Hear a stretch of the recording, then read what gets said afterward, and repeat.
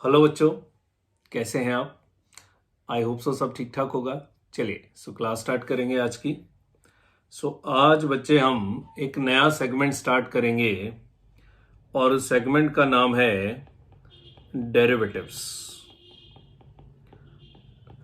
पूरा नाम है डेरिवेटिव्स एंड इट्स वैल्यूएशन, पर अभी हम नाम में कोई ज़्यादा इंटरेस्टेड नहीं हैं बच्चे। पूरा नाम है इसका डेरिवेटिव एनालिसिस एंड वैल्यूएशन, जो इंस्टीट्यूट की बुक के हिसाब से नाम है, that is derivative analysis and valuation. अब समझ लीजिए जितना भी पार्ट बचा है, it's round about 80% is derivative only. जो एसएफएम में बचा है वो 80% तो अब डेरिवेटिव्स ही बचे हैं। ठीक है, डेरिवेटिव वर्ड हमने मैथमेटिक्स के अंदर भी सुना होता है, पर प्लीज ये वो वाले डेरिवेटिव्स नहीं होते। These are basically financial derivatives. अगर इनका पूरा नाम देखें तो these are your financial derivatives. Clear है?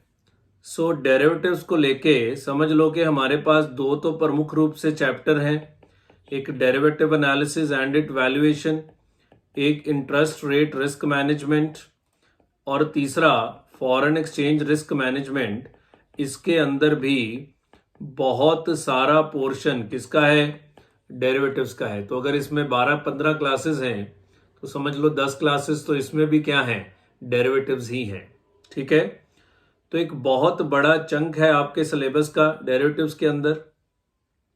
अब बच्चे डेरिवेटिव्स को समझना तो बात की बात है, पहले तो हमें पूरे के पूरे स्टॉक मार्केट को समझना पड़ेगा कि एग्जैक्टली स्टॉक मार्केट क्या है, कैसे स्टॉक मार्केट काम करता है।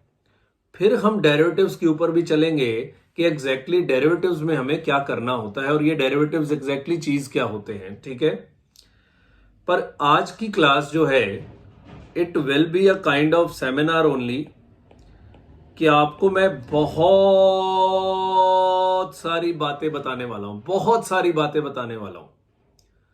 मैं स्टॉक मार्केट खोल के आपके सामने रख दूंगा कि बच्चे एग्जैक्टली ये चीज होती है स्टॉक मार्केट, इस तरीके से यहां काम होते हैं और ये सब काम हमें करने होते हैं। तो ये सब हम आपके सामने खोल के रख देंगे आज। ठीक है, तो डेरिवेटिव्स भी एक स्टॉक मार्केट का एक सेगमेंट है। तो जब तक हम स्टॉक मार्केट को ही नहीं समझते तब तक डेरिवेटिव्स को समझना तो पॉसिबल ही नहीं है। इस बात को समझ लीजिए। ठीक है, आइए हम डेरिवेटिव्स की बातें बाद में करेंगे। आज हम स्टॉक मार्केट की बातें करते हैं कि बच्चे स्टॉक मार्केट क्या है, कैसे काम करता है। क्लियर है? तो सेमिनार है, आपने सिर्फ सुनना है, पर अगर आपका स्टॉक मार्केट में इंटरेस्ट है then you are going to find this class very very interesting and very very knowledgeable. मैं जनरल बातें करूंगा, उसमें से कुछ बातें मेरे आगे काम आएंगी, कुछ बातें मेरे आगे काम नहीं आएंगी, पर जीवन में बहुत काम आएंगी। बिकॉज एक चार्टर्ड अकाउंटेंट का स्टॉक मार्केट से बहुत तगड़ा नाता होता है। शायद ही कोई चार्टर्ड अकाउंटेंट होता है जिसने कभी शेयर्स ना खरीदे हों। ठीक है ना, ऑलमोस्ट सारे काम करते हैं स्टॉक मार्केट में। तो ये बात समझ लो कि बहुत सारी बातें होंगी, आपको ये भी लगेगा कि हमें इतनी सारी बातें याद कैसे रहेंगी। घबराना नहीं है, अपने अपने रेलेवेंट प्लेसेस पे जाके ये सारी की सारी बातें जाके रिपीट होने वाली हैं। आगे जाके ये बातें सारी की सारी रिपीट होने वाली हैं। तो घबराने वाली कोई बात नहीं है कि हमें ये बातें याद रहेंगी या नहीं रहेंगी। नो वरीज, ये सब बातें आपके परमानेंट दिमाग में चली जाएंगी, परमानेंट दिमाग में घुस जाएंगी। आगे जाके ये बातें आपको अपने आप रिपीट होंगी क्लासेस के अंदर और आपको समझ भी आ जाएगा। ठीक है, आइए आज का लेक्चर स्टार्ट करते हैं regarding the basics of stock market. आपने कुछ नहीं लिखना, कोई हेडिंग नहीं बनाना। सर आप ये बेसिक्स हमें लिखवाएंगे? बच्चे कुछ कुछ बातें मैं आपको लिखवा दूंगा जो मुझे लगेगा कि आपके काम की हैं। जो जनरल नॉलेज के लिए हैं वो लिखवाऊंगा नहीं, वो सिर्फ ऐसे ही रख आपको समझा देंगे। ठीक है, तो बेसिक्स ऑफ स्टॉक मार्केट सुनिए जी। जब भी कोई कॉरपोरेट है, कोई कंपनी है, अगर उस कंपनी को फंड्स रेज करना है तो कंपनी के पास फंड रेज करने के दो तरीके होते हैं। या तो कंपनी बॉन्ड मार्केट में जाके बॉन्ड्स इशू कर दे, या फिर कैपिटल मार्केट में जाके अपनी कंपनी का आईपीओ लेके आए, है ना। आईपीओ कौन सी मार्केट में लेके आते हैं? कैपिटल मार्केट में। कैपिटल मार्केट में बॉन्ड मार्केट भी आ जाता है, पर फिलहाल उसको छोड़ दीजिए। कैपिटल मार्केट में आईपीओ लेके आए। सो बच्चे, ये जो कैपिटल मार्केट्स होते हैं ये बेसिकली दो तरह के होते हैं। एक होते हैं प्राइमरी मार्केट्स और दूसरे होते हैं सेकेंडरी मार्केट। सिर्फ सुनना है आज, कुछ नहीं लिखना है, बस कंसंट्रेशन से सुनते चले जाना है बस, ठीक है। दो तरह के कैपिटल मार्केट्स होते हैं, एक प्राइमरी मार्केट्स और दूसरे सेकेंडरी मार्केट्स। जब कोई कंपनी आईपीओ लेके आती है तो हम कहते हैं ये प्राइमरी मार्केट में आईपीओ आया है। न्यू इशू जब किसी कंपनी का आता है, आईपीओ क्या होता है? Initial public offer. तो किसी भी कंपनी का जब न्यू इशू आता है तो हम कहते हैं ये कौन सी मार्केट में आया है? प्राइमरी मार्केट में आया है।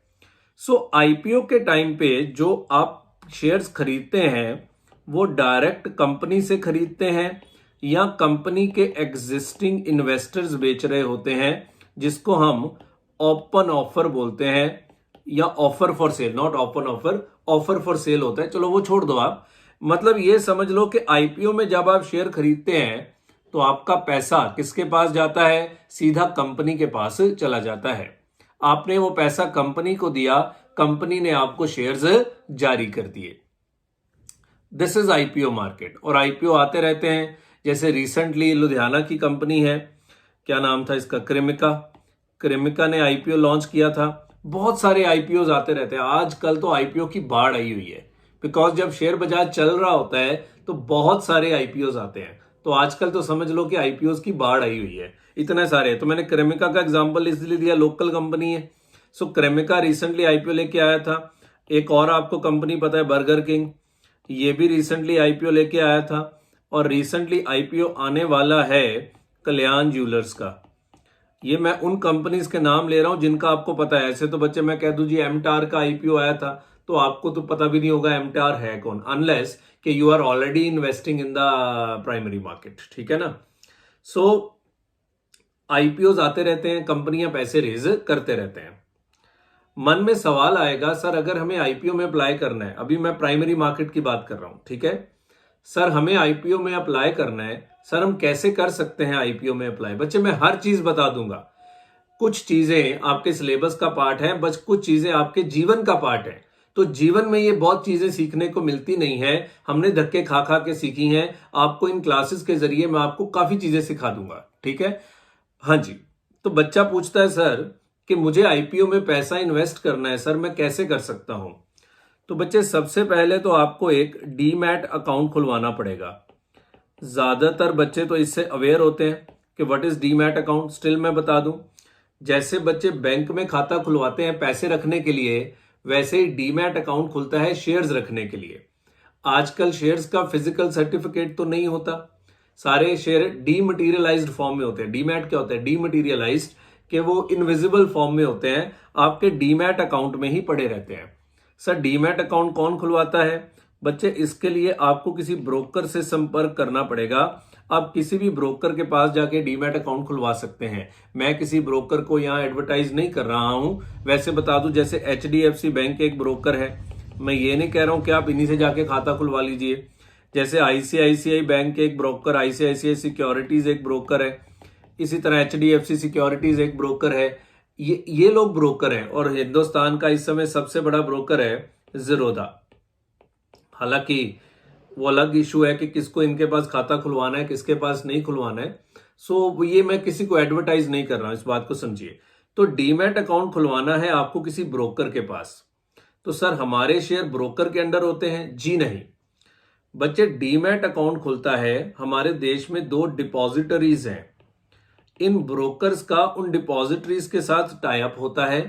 तो हमारे देश में कुछ डिपॉजिटरीज है, 2 ही हैं, एक है सीडीएसएल और दूसरा है NSDL, central depository services limited, CDSL, central depository services limited, और एनएसडीएल नेशनल सिक्योरिटी डिपॉजिटरी, कुछ ऐसे है, मुझे इसका शायद यही है मेरा ख्याल, मुझे ध्यान नहीं है। ठीक है, सीडीएसएल तो मुझे पता है। हमारे नॉर्थ इंडिया में ज्यादा काम जो होता है वो सीडीएसएल के पास ही होता है, सेंट्रल डिपॉजिटरी सर्विसेज लिमिटेड। आप किसी के भी पास खुलवा सकते हैं। आप जिस ब्रोकर के पास जाएंगे उस ब्रोकर का इन दोनों के साथ टाई अप होगा, या इन दोनों में से किसी एक के साथ टाई अप होगा, तो वो ब्रोकर अल्टीमेटली आपका अकाउंट सीडीएसएल के अंडर ही खुलेगा। तो कल को मान लो वो ब्रोकर डिफॉल्ट भी कर जाए, क्या हमारे शेयर सुरक्षित हैं? यस, आपके शेयर सुरक्षित हैं, बिकॉज शेयर ब्रोकर के अकाउंट में नहीं है, शेयर सीडीएसएल के पास आपका जो खाता खुला है उन अकाउंट्स के अंदर ये शेयर्स आपको मिलते हैं। ठीक है, कल को आप ब्रोकर चेंज भी करना चाहें तो आप शेयर्स एक ब्रोकर से दूसरे ब्रोकर में ट्रांसफर कर सकते हैं, उसमें कोई डिफरेंट इशू नहीं है। क्लियर है? सो डीमैट अकाउंट खुलवाना पड़ेगा, आजकल तो ऑनलाइन ही खुल जाता है, और जो छोटे ब्रोकरेज हाउस हैं वो तो कोई चार्ज भी नहीं लेते। मेरा ख्याल आजकल तो बड़े ब्रोकरेज हाउस भी चार्ज नहीं लेते, ऑनलाइन फ्री डीमैट अकाउंट ये लोग खोल देते हैं, कोई चार्ज नहीं लेते। वैसे बता दूं, सीडीएसएल का एनुअल चार्ज होता है, जैसे आप बैंक का एटीएम रखते हैं तो उसका भी तो एनुअल चार्ज होता है ना, तो सीडीएसएल आपके शेयर संभाल के रखता है, तो सीडीएल इसके एनुअल चार्जेस लेता है। वो ज्यादा नहीं होते, मेरे ख्याल 400-500 रुपए साल के होंगे, मुझे एग्जैक्टली नहीं पता। 4-5 ब्रोकर टू ब्रोकर कुछ ज्यादा भी चार्ज कर लेते हैं, वो अपनी जेब में डाल लेते हैं, वो अलग मुद्दा है। तो 400 से 500 रुपए इनका एनुअल चार्ज होता है सीडीएसएल का, जो ये लोग चार्ज करते हैं। ठीक है, तो डीमैट अकाउंट खुलवाइए। तो सर डीमैट अकाउंट खुलवा लिया, अब मैं आईपीओ में शेयर्स कैसे खरीद सकता हूं? बच्चे, अब दूसरा काम है कि आजकल पूरे का पूरा ऑनलाइन एप्लीकेशन होता है, ऑनलाइन एप्लीकेशन होता है, और ये ऑनलाइन एप्लीकेशन आपके बैंक अकाउंट के जरिए होता है। हालांकि ब्रोकर के प्लेटफॉर्म से भी हो जाता है, आजकल यूपीआई का सिस्टम आ गया ना, तो यूपीआई को यूज करके, गूगल पे, भीम ऐप वगैरह यूज करके आप ब्रोकर से कह दीजिए, वो भी आपके अप्लाई करवा देगा। पर बढ़िया तरीका होता है कि आप बैंक अकाउंट के जरिए आप इसको अप्लाई करिए। सर बैंक अकाउंट में क्या चाहिए? बैंक अकाउंट में ऑनलाइन बैंकिंग होनी चाहिए, और ऑनलाइन बैंकिंग के साथ साथ बैंक की वेबसाइट पे जाके आपको आसबा रजिस्टर करना पड़ेगा, आसबा रजिस्टर करना पड़ेगा। Application supported by blocked amount. What is ASBA? Application supported by blocked amount, this is called ASBA. तो हर बैंक की वेबसाइट पे जाइए, अपने अपने बैंक की वेबसाइट पे जाइए, वहां आसबा रजिस्टर कर लीजिए। आसबा में क्या डालना होता है? आपको अपना एक डीपी आईडी डालना होता है। ये जो डीमैट अकाउंट खुलवाओगे ना, उसका एक आईडी होता है, वो डीपी आईडी डाल के, फिर ब्रोकर का नाम डाल के, अपना एड्रेस वगैरह डाल के आपका आसबा रजिस्टर हो जाएगा, और आपका बैंक अकाउंट आपके डीमैट के साथ लिंक हो जाएगा, और आप बैंक की वेबसाइट से अपना आईपीओ अप्लाई कर सकते हैं। मैं फिर कह रहा हूं, ब्रोकर की सहायता से भी कर सकते हैं, आजकल यूपीआई से हो जाता है, पर बढ़िया तरीका है कि आप इसको बैंक की वेबसाइट से जाके ही अप्लाई कर सकते हैं। अभी मैं प्राइमरी मार्केट की बात कर रहा हूं। ठीक है, सो प्राइमरी मार्केट में तो कुछ भी नहीं है, आप बैंक की वेबसाइट पे जाइए, जाके अप्लाई कर दीजिए। सर एक व्यक्ति कितने शेयर्स के लिए अप्लाई कर सकता है? बच्चे, बड़े सारे कैटेगरीज होते हैं, आप और मैं ज्यादातर रिटेल इन्वेस्टर की कैटेगरी में आते हैं। रिटेल इन्वेस्टर मैक्सिमम 2 लाख रुपए तक की एप्लीकेशन लगा सकता है। वो 12th क्लास में पढ़ते थे ना, शेयर एप्लीकेशन मनी, तो रिटेल इन्वेस्टर मैक्सिमम 2 लाख रुपए तक की एप्लीकेशन ही लगा सकता है। अगर आपको 2 लाख से ज्यादा लगाना है तो फिर आपको एचएनआई की कैटेगरी में जाना पड़ेगा, हाई नेटवर्थ इंडिविजुअल्स की कैटेगरी में, पर उनपे कोई लॉक इन वॉक इन भी होते हैं कि आप आईपीओ के बाद थोड़ी देर तक ये शेयर बेच नहीं सकते, कुछ ऐसे चक्कर भी होते हैं। रिटेल को कुछ नहीं होता, रिटेल मैक्सिमम 2 लाख रुपए तक की एप्लीकेशन लगा सकता है पर डीमैट अकाउंट, हाँ, या पर पैन नंबर कह लो, एक पैन नंबर के ऊपर एक ही एप्लीकेशन लगेगी। मान लो मेरे 4 डीमैट अकाउंट है, तो क्या मैं 4 एप्लीकेशन लगा पाऊंगा? जी नहीं, मैं एक ही एप्लीकेशन लगा पाऊंगा, बिकॉज मेरा पैन नंबर एक ही होगा। हाँ, मेरे फैमिली के 4 अकाउंट हैं, तो मैं वहां से 4 एप्लीकेशन अप टू 2-2 लाख रुपए तक की लगा सकता हूं। सर मिनिमम कितनी लगा सकते हैं? बच्चे, जब भी आईपीओ होता है तो आईपीओ हमेशा लॉट साइजेस में मिलता है, और सेबी कहता है lot size should not exceed 15,000, should not exceed 15,000। तो सबका लॉट साइज 14,000 से 15,000 के बीच में होता है, सबका लॉट साइज 14,000 से 15,000 के बीच में होता है। जैसे आईपीओ आ रहा है कल्याण ज्वेलर्स का, उन्होंने प्राइस बैंड फिक्स किया है 85 टू 87, जहां तक मुझे याद है, या 86 88 ऐसे करके कुछ है, ठीक है। अब मान लो 15,000 तक की एक एप्लीकेशन है और 87 का एक शेयर है, तो मैक्स मिनिमम बिडिंग आपकी कितने शेयर्स की होने वाली है? 172 शेयर्स की मिनिमम बिडिंग आपकी होगी। सर ऐसे नहीं हो सकता मैं एक शेयर के लिए अप्लाई कर दूं? नहीं हो सकता। कम से कम एक लॉट के लिए अप्लाई करते हैं और एक लॉट का वर्थ राउंड अबाउट 15,000 के करीब बनता है। और ऐसे 2 लाख में फिर आप कितने लॉट अप्लाई कर सकते हैं? आई थिंक आप 15 को लॉट अप्लाई, 15 भी नहीं, 15,000 इंटू 10 1.5 लाख हो गया, और ऊपर 3 लॉट और लगा लो, तो 13 को लॉट आप मैक्सिमम अप्लाई कर सकते हैं किसी भी आईपीओ में। आईपीओ का भाव जो मर्जी हो, आपका लॉट साइज 15,000 के इर्द गिर्द ही रखा जाएगा। और अगर आपको अलॉटमेंट होगी तो कम से कम एक लॉट की तो होगी ही होगी। ऐसे नहीं होता किसी को 1 शेयर दे दो, किसी को 2 शेयर दे दो, किसी को 4 शेयर दे दो, ऐसे नहीं होता प्रैक्टिकली आईपीओ की जो अलॉटमेंट होती है वो हमेशा लॉट्स के अंदर ही होती है। और सर ये अलॉटमेंट मिल जाती है? जरूरी नहीं है। आपने +2 में पढ़ा था ओवर सब्सक्रिप्शन, है ना, कि आईपीओ का ओवर सब्सक्रिप्शन, आईपीओ 200 गुना सब्सक्राइब हो जाता है, 300 100 गुना सब्सक्राइब हो जाता है, तो फिर किसी को अलॉटमेंट मिलती है, किसी को नहीं मिलती है। सर कंपनी कैसे निकालती है? लॉटरी सिस्टम है बच्चे, जिसका नाम आ गया आ गया।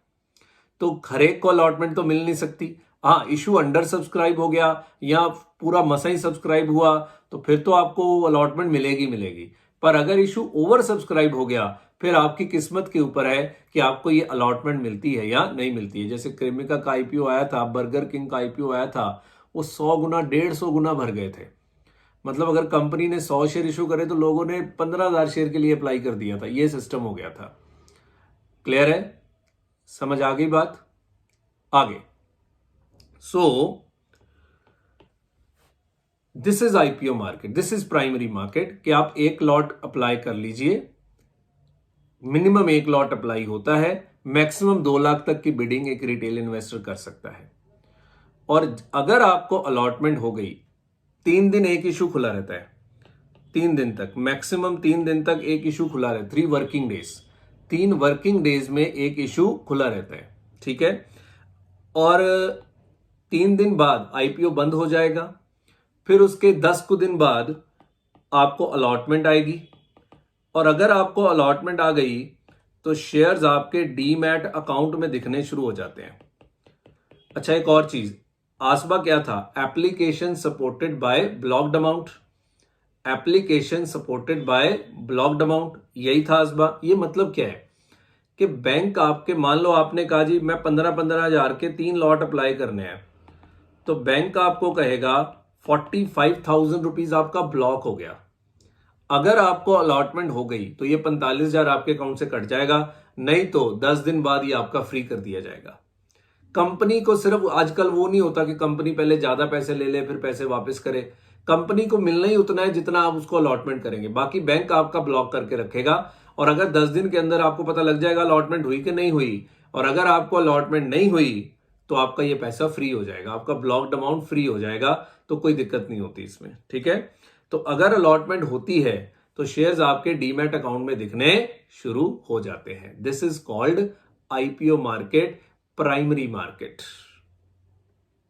क्लियर है? समझ आ गई बात? तो इसमें तो और कुछ भी नहीं है पढ़ने वाला। मैंने प्राइमरी मार्केट के रिगार्डिंग सारी बातें बता दी कि डीमैट अकाउंट खुलवाइए, बैंक की वेबसाइट पे जाइए, आसबा रजिस्टर करिए, ऑनलाइन अप्लाई करिए, मैक्स आप 2 लाख तक रिटेल कैटेगरी में अप्लाई कर सकते हैं, मिनिमम एक लॉट कम से कम 15,000 के इर्द गिर्द आपको अप्लाई करना ही पड़ेगा।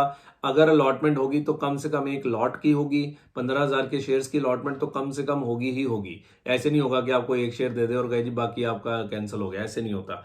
और अगर वो हाईली ओवर सब्सक्राइब हो गया है तो फिर आपको अलॉटमेंट नहीं होगी। अगर हाईली ओवर सब्सक्राइब हो गया है तो फिर आपको अलॉटमेंट नहीं होगी। क्लियर है? That's it. और once the shares got allotted, वो आपके डीमैट अकाउंट में दिखने शुरू हो जाते हैं। सो बच्चे, इसी मार्केट में ही एफपीओ भी आता है। What is FPO? Follow on public offer. IPO तो होता है कंपनी पहली बार या दूसरी बार शेयर, पहली बार शेयर इशू कर रही है। एफपीओ होता है कंपनी बाद में फिर शेयर इशू कर रही है, जैसे यस बैंक। यस बैंक अपना एफपीओ लेके आया था, फॉलो ऑन पब्लिक ऑफर, वो तो मसा 100% कैटेगरी तक भरा भी नहीं था, सबको अलॉटमेंट मिल गया था। सो यस बैंक अपना एफपीओ लेके आया था, फॉलो ऑन पब्लिक ऑफर भी लेके आया था। सो एफपीओ भी सेम आईपीओ की तरह ही अप्लाई आप कर सकते हैं। क्लियर है? सो ये प्राइमरी मार्केट का एक्शन है। प्राइमरी मार्केट में बच्चे इससे ज्यादा कुछ भी नहीं होता। क्या सर, क्या हमें आईपीओ में पैसे लगाने चाहिए? लगा सकते हैं। अगर कोई कंपनी अच्छी है और आप इसको लॉन्ग टर्म के लिए बढ़िया देखते हैं तो IPO is a very good opportunity. अगर कोई कंपनी सस्ता शेयर लेके आ रही है तो it's a very good opportunity. पर माफ करना, आज की डेट में कोई शेयर सस्ता आता नहीं है। वो अलग मुद्दा है कि शेयर आईपीओ वाले दिन डबल भी हो जाते हैं एक ही दिन में, और बाद में फिर उसी रेट पे आ जाते हैं, वो अलग मुद्दा है। पर ये मार्केट के मूड माहौल के ऊपर डिपेंडेंट है, बाजार में कितनी लिक्विडिटी है, इन चीजों के ऊपर डिपेंडेंट होता है कि आपका पैसा बनेगा या नहीं बनेगा। क्लियर है? सर एक बार मेरे डीमैट अकाउंट में शेयर आ गए, मैं कब बेच सकता हूं? बच्चे, जिस दिन आपके डीमैट में आ जाएंगे 2 दिन बाद सेकेंडरी मार्केट में उस शेयर की लिस्टिंग करा दी जाएगी।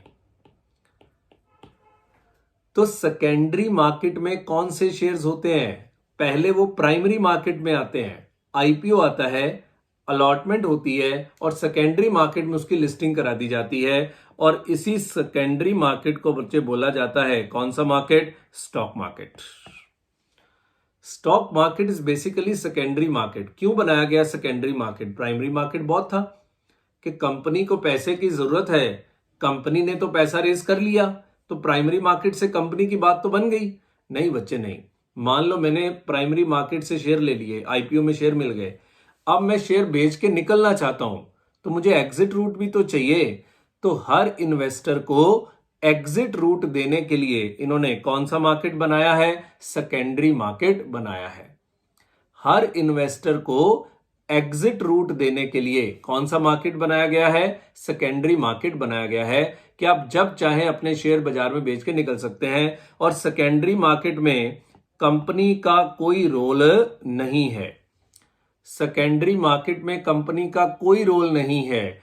एक इन्वेस्टर ही बेचता है और एक इन्वेस्टर ही खरीदता है। सेकेंडरी मार्केट में कंपनी का कोई भी रोल नहीं होता। तो जब आप स्टॉक मार्केट से शेयर्स खरीदते हैं तो शायद आम व्यक्ति को लगता है कि मेरा पैसा कंपनी के पास चला गया। ऐसे नहीं होता। एक इन्वेस्टर ही बेच रहा होता है और एक इन्वेस्टर ही खरीद रहा होता है। इसको बोलते हैं stock market, that is secondary market.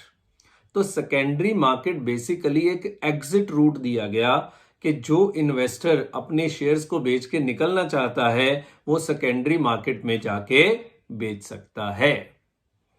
समझ आ गई बात? क्लियर है? सर लिस्टिंग करानी पड़ती है? हाँ बच्चे, हाँ, स्टॉक एक्सचेंजेस में लिस्टिंग करानी पड़ती है। सर स्टॉक एक्सचेंज क्या है? ध्यान से सुनिएगा। सेकेंडरी मार्केट स्टॉक एक्सचेंजेस हैं। Now what is stock exchanges? 2 तरह के स्टॉक एक्सचेंजेस हैं, एक है बीएससी और दूसरा है NSC. What is BSc? Bombay stock exchange. मैं 0 से स्टार्ट करूंगा। हो सकता है कुछ बच्चों को बहुत सारी बातें पहले से पता भी हो, पर बच्चे मुझे तो उन बच्चों के लिए को भी पढ़ाना है ना जिन्होंने कभी स्टॉक मार्केट का नाम ही नहीं सुना। जैसे मैं एसएफएम पढ़ने गया था, मुझे स्टॉक मार्केट का एस भी नहीं पता था। सीरियसली बता रहा हूं। तो फिर मेरे जैसे बच्चों को तो 0 से स्टार्ट करना पड़ेगा ना। सो मैं उनको देख के पढ़ाता हूं जिनको कुछ भी नहीं पता होता। बाकी जिनको पता है उनकी नॉलेज तो रिफ्रेश हो ही रही है। BSC is Bombay stock exchange और एनएससी क्या है? NSC is national stock exchange. So 2 तरह के स्टॉक एक्सचेंजेस आपको मिल जाएंगे, पहला बॉम्बे स्टॉक एक्सचेंज और दूसरा नेशनल स्टॉक एक्सचेंज। ओके, और ये दोनों के दोनों बच्चे कंपनीज हैं। दोनों के दोनों कंपनीज हैं। बीएससी एक कंपनी है, एनएससी एक कंपनी है। जब भी कोई शेयर लिस्टिंग करानी है तो एक कंपनी की मर्जी है। जैसे मान लो बर्गर किंग है, तो बर्गर किंग दोनों एक्सचेंजेस के ऊपर लिस्टेड है। बीएससी के ऊपर भी लिस्टेड है, एनएससी के ऊपर भी लिस्टेड है। पर यह कंपनी की मर्जी होती है कि वो कहां लिस्टिंग कराना चाहती है। बीएससी पे कराना चाहती है या एनएससी पे कराना चाहती है, दोनों पे कराना चाहती है। और जितनी भी अच्छी कंपनियां हैं वो दोनों स्टॉक एक्सचेंजेस पे लिस्ट होती हैं। बीएससी पे भी लिस्ट होती हैं, एनएससी पे भी लिस्ट होती हैं। सर अंतर क्या है? कोई अंतर नहीं है सर, रेट सेम होता है, बिल्कुल सेम होता है, 5, 10, 15, 20 पैसे का अंतर होता है, इससे ज्यादा अंतर नहीं होता। रेट भी सेम होता है, सब कुछ सेम होता है। सर फिर दो क्यों है? बच्चे पुराना बीएससी चल रहा था, उसके बाद बीएससी तो 1970 से चल रहा है, फिर 94 के करीब इन्होंने एनएससी को पैदा किया, because NSC is more technologically developed exchange. BSc में टेक्नोलॉजी उतना डेवलप नहीं है, एनएससी में ज्यादा डेवलप है। सो नेशनल स्टॉक एक्सचेंज कहां है? दिल्ली में है। और बॉम्बे स्टॉक एक्सचेंज कहां है? मुंबई में है। सो पुराना कौन है? बॉम्बे स्टॉक एक्सचेंज पुराना है, वो 1970s में कहीं बन गया था। और नेशनल स्टॉक एक्सचेंज तो भी रिसेंटली 1994 के अंदर ही बनाया गया है। सो दो एक्सचेंजेस हैं, ये लिस्ट कराने वाली कंपनी की मर्जी है। अगर आप दोनों में लिस्टिंग कराना चाहते हैं तो बढ़िया है। लिस्टिंग की फीस होती है जी एनुअल, फ्री में लिस्टिंग नहीं होती। एनएससी और बीएससी ने भी तो कंपनियां हैं भाई, वो भी तो प्रॉफिट कमाने बैठी हैं, तो लिस्टिंग की फीस होती है। सो अगर आप दोनों जगह लिस्ट कराओगे तो दोनों जगह फीस देनी होगी। ज्यादातर कंपनियां दोनों में लिस्टेड है, कुछ हल्की कंपनियां हैं जो सिर्फ बीएससी में लिस्टेड है। जैसे एक शेयर है चमन लाल सेठिया एक्सपोर्ट्स, चावल बनाती है कंपनी, चमन लाल सेठिया एक्सपोर्ट्स, छोटी कंपनी है, ये सिर्फ और सिर्फ बीएससी में ही लिस्टेड है। ऐसे ही एक फोर्स मोटर है, रिसेंटली तो मैंने चेक नहीं किया, फोर्स मोटर्स के टेम्पो ट्रैवलर आपने देखे होंगे, ये भी सिर्फ बीएससी लिस्टेड है। रिसेंटली इसने एनएससी लिस्ट कराया हो मुझे पता नहीं, बिकॉज मैं इसको रिसेंटली ट्रैक नहीं करता, पर जब मैं पहले देखता था तो फोर्स मोटर भी बीएससी लिस्टेड था और चमन लाल सेठिया एक्सपोर्ट्स भी बीएससी लिस्ट पे तो मैंने काम भी किया हुआ है। सो ये बीएससी लिस्टेड है। सो जो पुरानी कंपनियां हैं, छोटी छोटी कंपनियां हैं, वो एक जगह लिस्ट करवा लेती हैं, चल बहुत है, जिसने बेचना है बीएससी पे बेच लो। सर जब हम डीमैट अकाउंट खुलवाते हैं तो हमें सेकेंडरी मार्केट में काम करने के लिए भी डीमैट अकाउंट चाहिए। हाँ, अब सेकेंडरी मार्केट क्या है? सेकेंडरी मार्केट्स में शेयर बेचिए, शेयर खरीदिए, वो सारा कुछ डीमैट अकाउंट के जरिए होगा, मैं आगे बात करूंगा। तो सर हम बीएससी और एनएससी दोनों पे काम कर सकते हैं? यस। अब बीएससी पे ले सकते हैं, बीएससी में बेच सकते हैं, एनएससी पे ले सकते हैं, एनएससी पे बेच सकते हैं, कहीं भी काम कर सकते हैं। पर ये बता दूं 90% ऑफ द ट्रेडिंग वॉल्यूम जो होता है वो एनएससी पे ही होता है। बीएससी बहुत पीछे रह गया एनएससी के मुकाबले, एनएससी बहुत आगे चला गया, नेशनल स्टॉक एक्सचेंज बहुत आगे चला गया। सो 90% ऑफ द ट्रेडेड वॉल्यूम जितना भी हमारे देश में होता है वो एनएससी के ऊपर ही होता है। बीएससी बहुत ही ज्यादा पीछे रह गया है इस मामले में। चलो उसके कुछ कारण है, अब हम उन चक्करों में नहीं पड़ेंगे। कुछ बच्चे कहते हैं सर हमने तो लुधियाना स्टॉक एक्सचेंज भी सुना है, फिरोजगंज मार्केट में है लुधियाना स्टॉक एक्सचेंज, सर आप तो कहते दो ही हैं। बच्चे ये पहले किसी जमाने में स्टॉक एक्सचेंजेस होते थे, अब ये सारे के सारे ब्रोकर्स हैं। लुधियाना स्टॉक एक्सचेंज एक ब्रोकर है, ये आपका डीमैट अकाउंट खोल सकते हैं, ये शेयर्स के भाव नहीं दिखा सकते, भाव दो ही जगह से आएंगे, एक बीएससी से और दूसरा एनएससी से। सो लुधियाना स्टॉक एक्सचेंज एक ब्रोकर है, उसके अंदर जितने भी दफ्तर है वो सब ब्रोकर्स हैं। वो लुधियाना स्टॉक एक्सचेंज के अंडर सब ब्रोकर्स हैं। सब ब्रोकर अपने क्लाइंट्स बना के बैठते हैं, तो जो ब्रोकरेज होती है उसमें कुछ लुधियाना स्टॉक एक्सचेंज लेता है, कुछ सब ब्रोकर लेते हैं, इनका कुछ ऐसा कुछ सिस्टम होता है, ठीक है ना।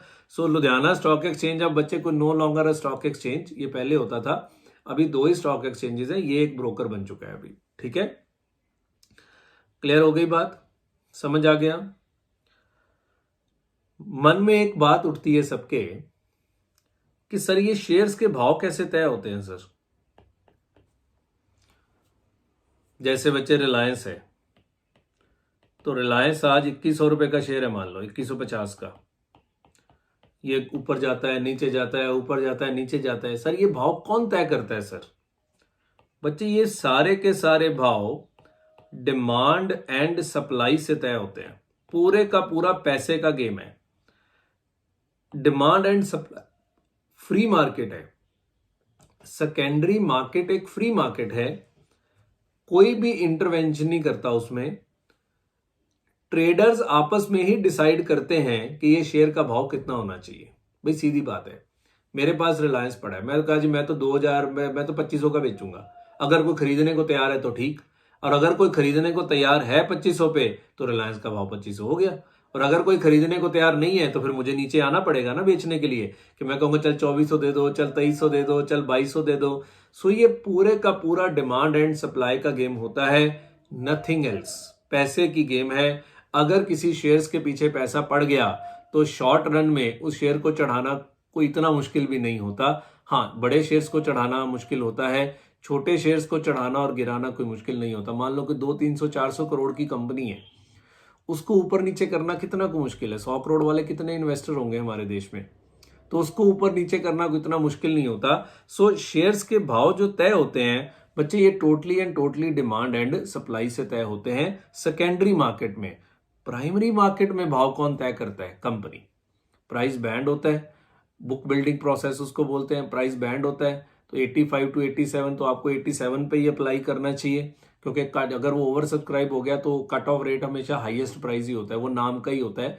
मेनली आपको हाईएस्ट प्राइस पे बिडिंग करनी होती है। पर सेकेंडरी मार्केट में शेयर्स का भाव तय करने में कंपनी का कोई रोल नहीं है।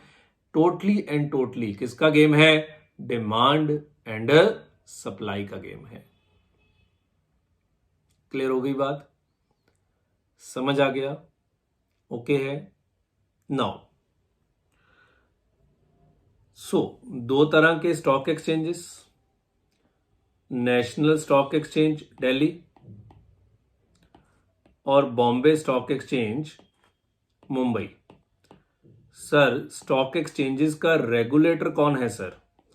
बच्चे, these stock exchanges are regulated by SEBI, securities and exchange board of India. Both of these stock exchanges are regulated by SEBI. जो भी रूल्स एंड रेगुलेशंस यहां बनते हैं वो सारे के सारे किसके द्वारा बनाए जाते हैं? सेबी के द्वारा ही बनाए जाते हैं। सो सेबी से बाहर होके ये लोग काम नहीं कर सकते। जितने भी ब्रोकर्स होते हैं वो सारे के सारे सेबी रजिस्टर्ड होते हैं। इसलिए हम बोलते हैं कि जो सेबी रजिस्टर्ड ब्रोकर नहीं है आपको उसके साथ काम नहीं करना चाहिए। सो जितने भी ब्रोकर्स हैं वो सारे के सारे ब्रोकर्स सेबी रजिस्टर्ड ही होते हैं। ठीक है।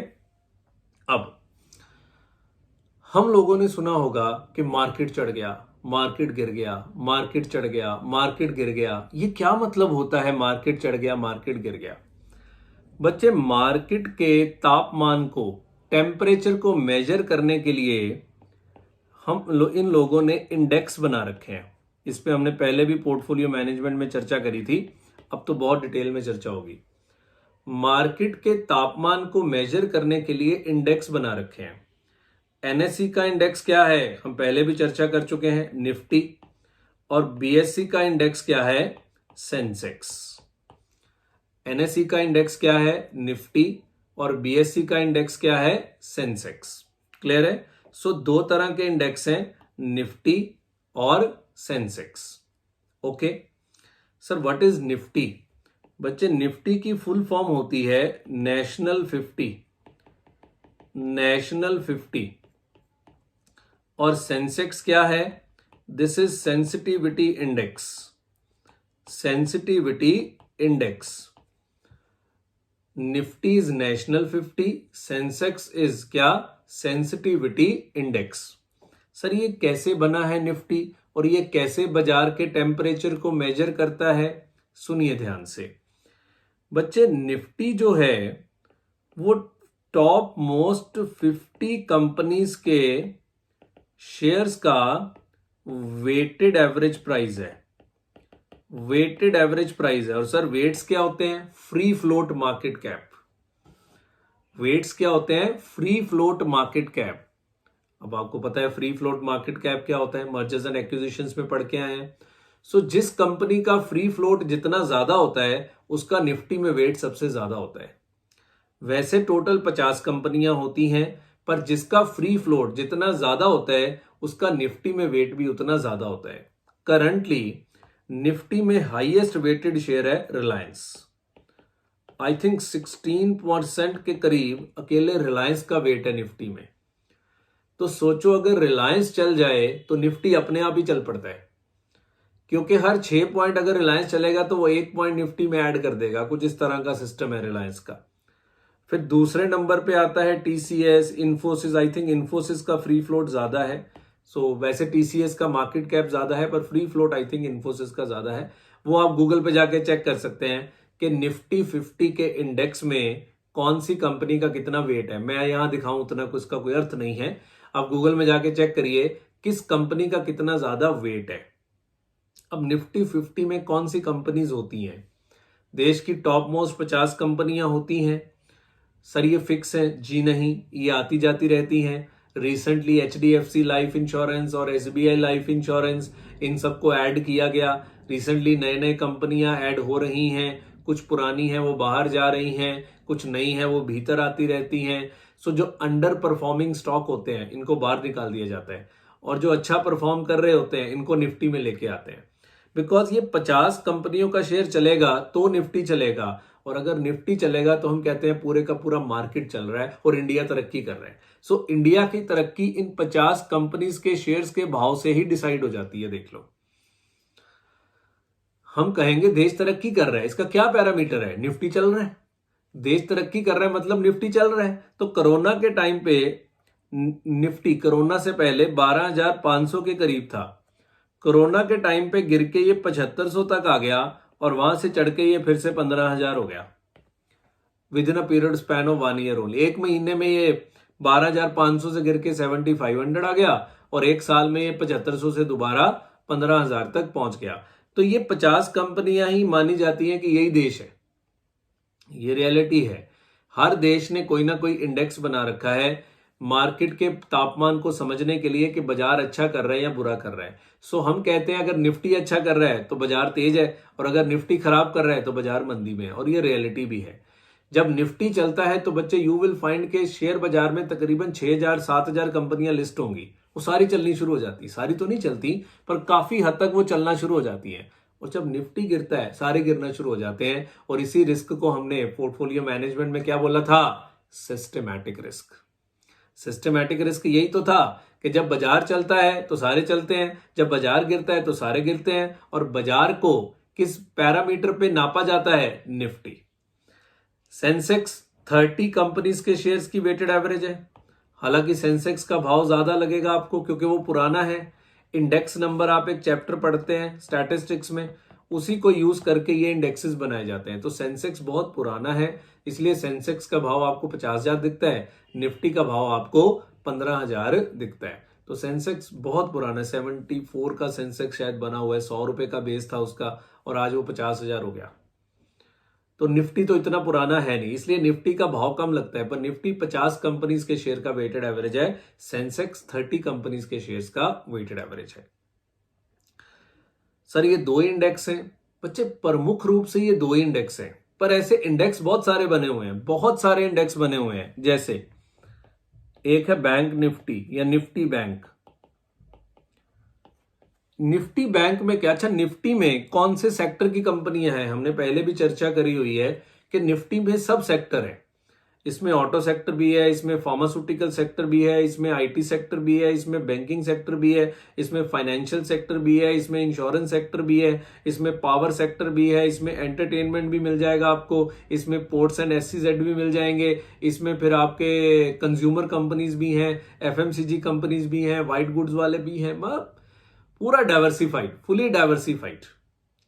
सेंसेक्स भी ऐसे ही है कि अलग अलग सेक्टर की कंपनीज को लेकर सेंसेक्स बनाया जाता है। अलग अलग सेक्टर क्यों लिए जाते हैं? ताकि अनसिस्टमैटिक रिस्क को खत्म किया जा सके और निफ्टी को पूरी तरह से डाइवर्सिफाई किया जा सके, जो हम विलियम शार्प की थ्योरी पढ़ के आए हुए हैं। पर कुछ होते हैं sector specific index. Sector specific index एक तो हो गए ओवरऑल, एक सेक्टर स्पेसिफिक, जैसे निफ्टी बैंक। निफ्टी बैंक में 12 बैंक्स आते हैं, सिर्फ 12 बैंक्स के शेयर्स का weighted average is Nifty bank. इसी तरह निफ्टी फार्मा, इसमें सिर्फ और सिर्फ फार्मास्यूटिकल कंपनियां दिखेंगी। जैसे निफ्टी बैंक तकरीबन आजकल 35,500 रुपए के इर्द गिर्द घूम रहा है, ठीक है ना। सो इसमें सिर्फ 12 बैंक है, 12 बैंक है। सर ये कितने बैंक रखने हैं कौन डिसाइड करता है? एक्सचेंज डिसाइड करता है। ये सारे का सारा एक्सचेंज बना के देता है आपको। निफ्टी फार्मा में सिर्फ फार्मास्यूटिकल कंपनियां दिखेंगी। इसी तरह निफ्टी एफएमसीजी में आईटीसी, HUL, टाटा कंज्यूमर, सारे फास्ट मूविंग कंज्यूमर गुड्स, खाने पीने की वस्तुओं वाली कंपनियां दिखेंगी। तो ये होते हैं sector specific index. So Nifty IT है, तो निफ्टी आईटी में आपको TCS, Infosys, HCL tech, tech Mahindra, Wipro, ये एनआईटी टेक जिसको कोफोर्ज बोलते हैं आजकल। सो ये सारी कंपनियां ही दिखती हैं, इनको सेक्टर स्पेसिफिक इंडेक्स बोलते हैं। सो इंडेक्स बहुत सारे होते हैं, इस बात को समझ लो।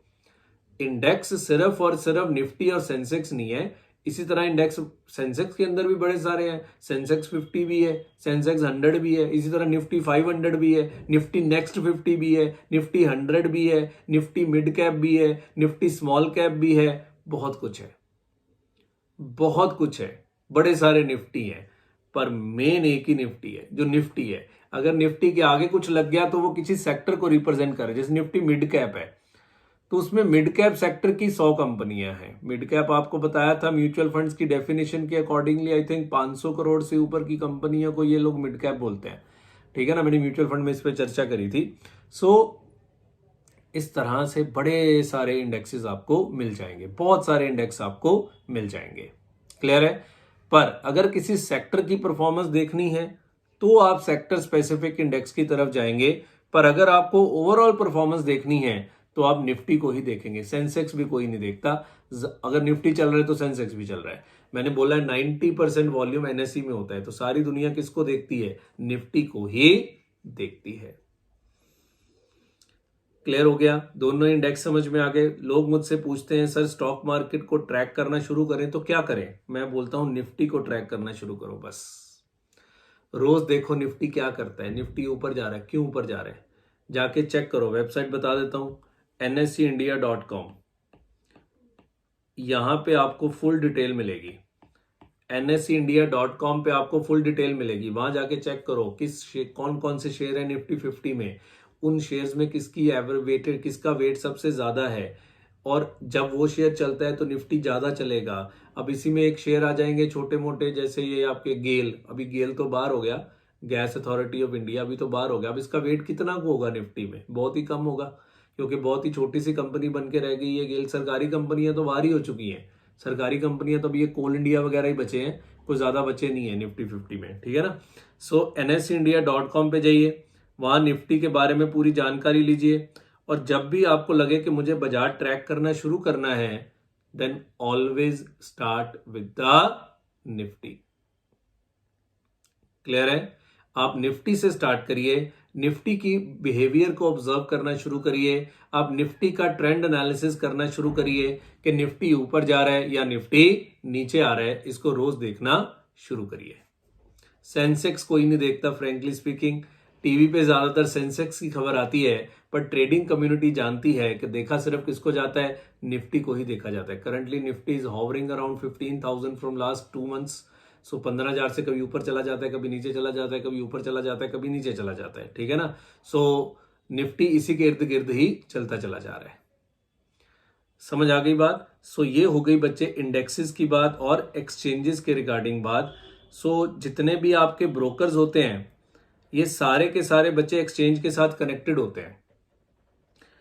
ऐसे चलता है। ये NSE आ गया। NSE ने क्या बना रखे हैं? ब्रोकर्स बना रखे हैं। अगर आपको स्टॉक एक्सचेंज में शेयर्स खरीदने हैं, सेकेंडरी मार्केट से शेयर्स खरीदने हैं, तो आप सीधा एक्सचेंज के पास नहीं जा सकते। आप एक्सचेंज ने आगे ब्रोकर्स अपॉइंट कर रखे हैं। ये सारे सेबी रजिस्टर्ड होते हैं। ब्रोकर्स आगे कई बार सब ब्रोकर्स रखते हैं। ये ब्रोकर की मर्जी होती है कि सब ब्रोकर्स रखने हैं या नहीं रखने हैं। तो सब ब्रोकर्स के आगे फिर क्लाइंट्स होते हैं। तो क्लाइंट्स जो हैं वो सब ब्रोकर या सीधा ब्रोकर के साथ भी डील करते हैं। तो क्लाइंट्स ने शेयर्स खरीदे तो पैसे किसको देने हैं? ब्रोकर को। क्लाइंट्स ने शेयर बेचे तो पैसे किससे लेने हैं? ब्रोकर से। NSE सिर्फ किससे बात करता है? ब्रोकर से ही बात करता है। NSE डायरेक्टली क्लाइंट से बात नहीं करता है। ब्रोकर बनने के लिए आपको टिकट लेनी पड़ती है, मेंबरशिप लेनी पड़ती है। आई थिंक 5 करोड़ रुपए उसकी फीस ही है, 500 लाख ब्रोकर बनने के लिए। सो काफी मतलब हाई नेटवर्थ बिजनेस है। सर प्रॉफिट होता है? हाँ बिल्कुल होता है।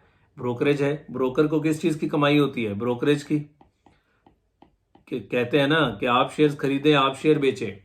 आपको मुनाफा होगा कि नहीं होगा किसी को नहीं पता, पर ब्रोकर को जरूर फायदा होगा, बिकॉज वो शेयर्स खरीदने पे भी आप पे ब्रोकरेज लेता है और शेयर बेचने के टाइम भी आपसे ब्रोकरेज लेता है। सो ब्रोकर को तो फायदा होगा ही होगा। तो भाई वो पैसे लगा के भी तो बैठा है ना, कितनी सिरदर्दी ले रहा है आपके ब्याह पे, तो वो भी तो कमाने बैठा है। सब ब्रोकर उनमें से शेयर ले लेते हैं, ब्रोकर से थोड़ा सा शेयर ले लेते हैं सब ब्रोकर्स, क्योंकि वो क्लाइंट्स लेके आते हैं, ठीक है ना। सो एनएससी ने ये सिस्टम बना रखा है कि अगर आप सेकेंडरी मार्केट में काम करना चाहते हैं तो आप सीधा एक्सचेंज से बात नहीं कर सकते। हालांकि रिसेंटली बात आई थी कि डायरेक्टली क्लाइंट एक्सचेंज से ही शेयर खरीदना बेचना शुरू कर देंगे, पर आई डोंट थिंक सो वो नियर टर्म में कहीं पॉसिबल है, क्योंकि आजकल टेक्नोलॉजी इतनी एडवांस हो गई है कि कहीं ना कहीं ये पॉसिबल लगता है। तो एनएससी को लगता है कि जो ब्रोकरेज ब्रोकर कमा रहे हैं वो ब्रोकरेज मैं खुद ही कमा लेती हूँ। सो वो अलग मुद्दा है, वो भी टॉक ऑफ द टाउन है कि शायद ऐसा होगा, पर ऐसा कुछ फिक्स नहीं है। ओके, क्लियर है बात। सो ये बातें हो गई जी बेसिक्स के रिगार्डिंग कि अगर आपको स्टॉक मार्केट में आना है तो आपको कम से कम इतना तो पता ही होना चाहिए कि एनएससी है, बीएससी है, डीमैट अकाउंट है, ब्रोकर्स हैं, सब ब्रोकर्स हैं, किस तरह से ब्रोकरेज चार्ज होती है, निफ्टी क्या है, निफ्टी के कॉन्स्टिट्यूएंट्स क्या क्या हैं, कैसे निफ्टी ऊपर जाता है, कैसे निफ्टी नीचे जाता है। अल्टीमेटली तो टोटली डिमांड एंड सप्लाई है। समझ आ गई बात। बच्चों के मन में एक सवाल होता है कि सर हम एनएससी पे शेयर लेके बीएससी पे बेच सकते हैं? हाँ बेच सकते हैं सर। बीएससी पे शेयर लेके इंटर ऑपरेटेबिलिटी इसको बोलते हैं शायद, सो बिल्कुल बेच सकते हैं। एक्चुअली में ये काम सारा क्लियरिंग हाउस का होता है। अब मान लो बीच में स्टॉक एक्सचेंज है एनएससी, राम ने शेयर्स बेचे, मान लो ब्रोकर नहीं है, हालांकि बीच में ब्रोकर भी होता है, ब्रोकर को हटा दो, राम ने शेयर बेचे और श्याम ने शेयर खरीदे, तो राम के डीमैट अकाउंट से निकाल के किसके डीमैट अकाउंट में डालने हैं? श्याम के। और श्याम राम को पैसे देगा, तो श्याम राम को सीधे तो पैसे नहीं देगा, श्याम तो एक्सचेंज को देगा, ब्रोकर को देने होते हैं, मैं ब्रोकर को हटा रहा हूं, और एक्सचेंज का काम है आगे राम को देना। ये सारा काम होता है बच्चे, एक मैकेनिज्म है क्लियरिंग हाउस। एनएससी ने क्लियरिंग हाउस बना रखा है। ये क्लियरिंग हाउस का काम है कि एक के डीमैट अकाउंट से शेयर्स निकाल के दूसरे के डीमैट अकाउंट में डालना, ये क्लियरिंग हाउस होता है। सो ये क्लियरिंग हाउस देखता है, एनएससी का ही एक सेगमेंट है क्लियरिंग हाउस। तो ये क्लियरिंग हाउस है जो डिमांड और सप्लाई को मैच करके डीमैट अकाउंट में शेयर्स डलवाता है। सर आज शेयर्स खरीदेंगे आज डीमैट अकाउंट में आ जाएंगे? नहीं, जरूरी नहीं है, जरूरी नहीं मतलब आएंगे ही नहीं, 2 दिन लगते हैं। हमारे देश में T+2 डेज, सो 2 दिन लगते हैं। अगर आज आप शेयर खरीदोगे तो डीमैट अकाउंट में आने में 2 दिन लग जाते हैं। सर इसका मतलब मैं 2 दिन बाद बेच सकता हूं? नहीं, बेच आप कभी भी सकते हैं, उससे कोई लेना देना नहीं है। पर डिलीवरी जिसको बोलते हैं, डिलीवरी मैं करूंगा अभी बात, तो 2 दिन लगते हैं शेयर्स मार्केट आने में। ठीक है, फिलहाल इतना बहुत है। ओके, समझ आ गई बात। तो ये सब गुरु ज्ञान था, ये सब जनरल नॉलेज था। अब जो हम पढ़ने जा रहे हैं यहां से आपके काम की बातें शुरू होती हैं। ध्यान से सुनिएगा बच्चे, जो सेकेंडरी मार्केट्स होते हैं, ध्यान से सुनिएगा। अब यहां से आपके काम की बातें शुरू होती हैं। काम की तो वो भी हैं, पर वो जीवन में ज्यादा काम आएंगी, पेपर में नहीं आएंगी। अब यहां से जो पढ़ाऊंगा ये आपके पेपर में भी काम आएंगी। सेकेंडरी मार्केट जब मैं बोलता हूं तो मैं किसकी बात कर रहा हूं? मैं स्टॉक एक्सचेंजेस की बात कर रहा हूं। क्लियर है? सेकेंडरी मार्केट में अगर आपको काम करना है तो 2 तरह के सेगमेंट्स इन लोगों ने बना रखे हैं। हालांकि सेगमेंट एक और भी है, पर मैं अभी उस पर नहीं जाऊंगा। फिलहाल हम रादर सेगमेंट्स तो 4 हैं आजकल, पर फिलहाल मैं 2 सेगमेंट्स की बात करूंगा। ठीक है, एक होता है बच्चे कैश मार्केट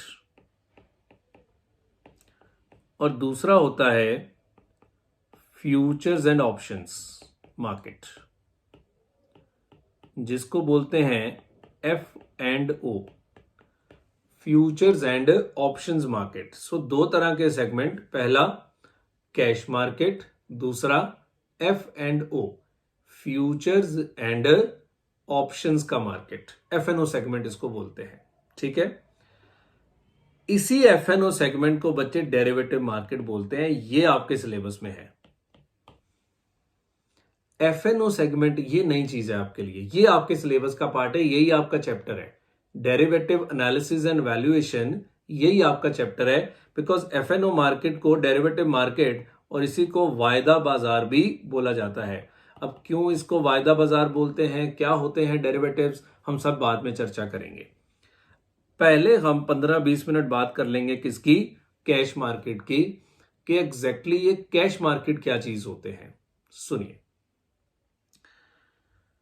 एक आम व्यक्ति जो होता है, जो कि स्टॉक मार्केट प्रोफेशनल नहीं है, चार्टर्ड अकाउंटेंट नहीं है, या कोई इतनी मार्केट की पढ़ाई नहीं करी हुई उसने, उसको स्टॉक एक्सचेंजेस के एक ही सेगमेंट का पता होता है, दैट इज कैश मार्केट।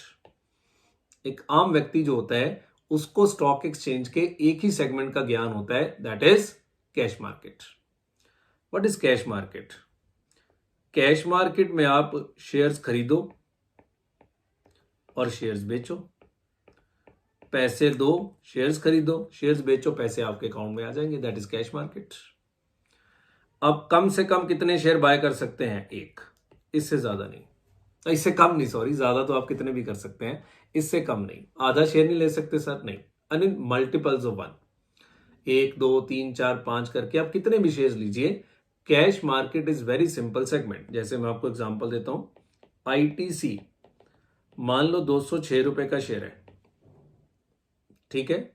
तो कैश मार्केट क्या है, मुझे 100 शेयर लेने हैं, तो आपके अकाउंट में 20,600 plus brokerage plus GST plus exchange security transaction tax plus exchange transaction tax plus SEBI turnover फी प्लस स्टैंप ड्यूटी, इतने सारे खर्चे मिला के आपके अकाउंट में होने चाहिए। ये सब मिला के आप 1% लगा लीजिए कि 1% खर्चा तो पड़ ही जाता है।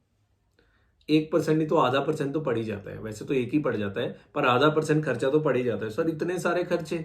हाँ, एक शेयर खरीदने पे इतने सारे खर्चे हैं, और फिर अगर बेच के आपको इसके ऊपर प्रॉफिट हो गया तो income tax 15% short term, 10% long term. वो शॉर्ट टर्म लॉन्ग टर्म आप जानते हैं, आप इनकम टैक्स में पढ़ते हैं। So this is cash market. Cash market में कुछ भी नहीं पढ़ना है, वेरी वेरी सिंपल। शेयर्स खरीद लो कम से कम एक, और इन मल्टीपल ऑफ 1, और जब जी में आए बेचो। अब जो कैश मार्केट होता है, इसके अंदर भी 2 सेगमेंट होते हैं। ध्यान से सुनना है, मैं मतलब आपका जीवन बदल दूंगा, मैं गारंटी देता हूं। अगर आप शेयर बाजार को सीरियसली ले रहे हैं तो ये लेक्चर्स आपका जीवन बदलने जा रहे हैं, आप तैयार हो जाइए बस, ठीक है। मैं अपनी नजरों से आपको पूरा स्टॉक मार्केट दिखा दूंगा बच्चे। 8 साल का एक्सपीरियंस आपको मैं पूरा 8 लेक्चर के अंदर देने जा रहा हूं, देख लो। तो हमने धक्के खा खा के सीखा, हमें किसी ने नहीं सिखाया। फ्रैंकली स्पीकिंग, एसएफएम भी हमें क्वेश्चंस के पॉइंट ऑफ व्यू से ही पढ़ाया जाता था, हम तो वैसे ही पढ़ लेते थे। आपको क्वेश्चंस तो मैं कराता ही कराता हूं, आपको पता है 100% तो क्लास में क्वेश्चंस हो जाते हैं, पर जो एक्स्ट्रा नॉलेज आपको इन क्लासेस के जरिए मिली या जो अभी मिलेगी, बिकॉज ये असली चैप्टर है, वो तो थोड़ा टेक्निकल टाइप चैप्टर थे, ये असली प्रैक्टिकल चीजें हैं। हालांकि वो भी प्रैक्टिकल था, पर वो जॉब के रिलेटेड चीजें हैं, ये अपना वेंचर करने के लिए जो आप सीख रहे हैं, ठीक है। कैश मार्केट में फर्दर बच्चे 2 सेगमेंट्स होते हैं। एक होता है इंट्राडे और एक होता है डिलीवरी। ध्यान से सुनिएगा, बहुत अच्छी अच्छी बातें सीखने को मिलेंगी। कैश मार्केट में भी 2 सेगमेंट्स होते हैं, पहला इंट्राडे, दूसरा delivery. No, what is intraday? Intraday का मतलब होता है कि बाजार सुबह 9:15 बजे खुलता है। अब ज्यादातर को लगता है कि बाजार 9 बजे खुलता है, नहीं, 9 बजे खुलता तो है, पर 9 से लेकर 9:15 तक कुछ और होता है, उसको प्री मार्केट बोलते हैं, उसमें बाद में चर्चा करूंगा। मेनली जो बाजार खुलता है वो 9:15 पे खुलता है। इंट्राडे का मतलब है कि आपने अगर 9:15 पे खरीदा या दिन के दौरान कभी भी खरीदा तो 3:30 पे बाजार बंद होता है, इससे पहले आपको बेचना पड़ेगा। Intraday, with in a day. Intraday सौदा मारा है तो जो जरूरी नहीं है वो 9:15 ही खरीदना है। मान लो आपने 12 बजे खरीदा है और इंट्राडे खरीदा है, तो आपको 3:30 बजे से पहले वो सौदा काटना पड़ेगा। इसको काटने को टेक्निकल टर्म में बोलते हैं क्या? स्क्वायर ऑफ करना। काटने को, सौदा काटने को टेक्निकल टर्म में बोलते हैं क्या? स्क्वायर ऑफ करना। कि अगर आज आपने एक सौदा इंट्राडे बनाया है तो 3:30 बजे से पहले वो सौदा आपको स्क्वायर ऑफ करना ही पड़ेगा। This is called intraday. Clear है? And what is delivery? Delivery होता है कि आज आपने एक शेयर्स खरीदे, आपकी मर्जी है जब चाहे बेचो, आपको उसकी डिलीवरी मिल जाएगी।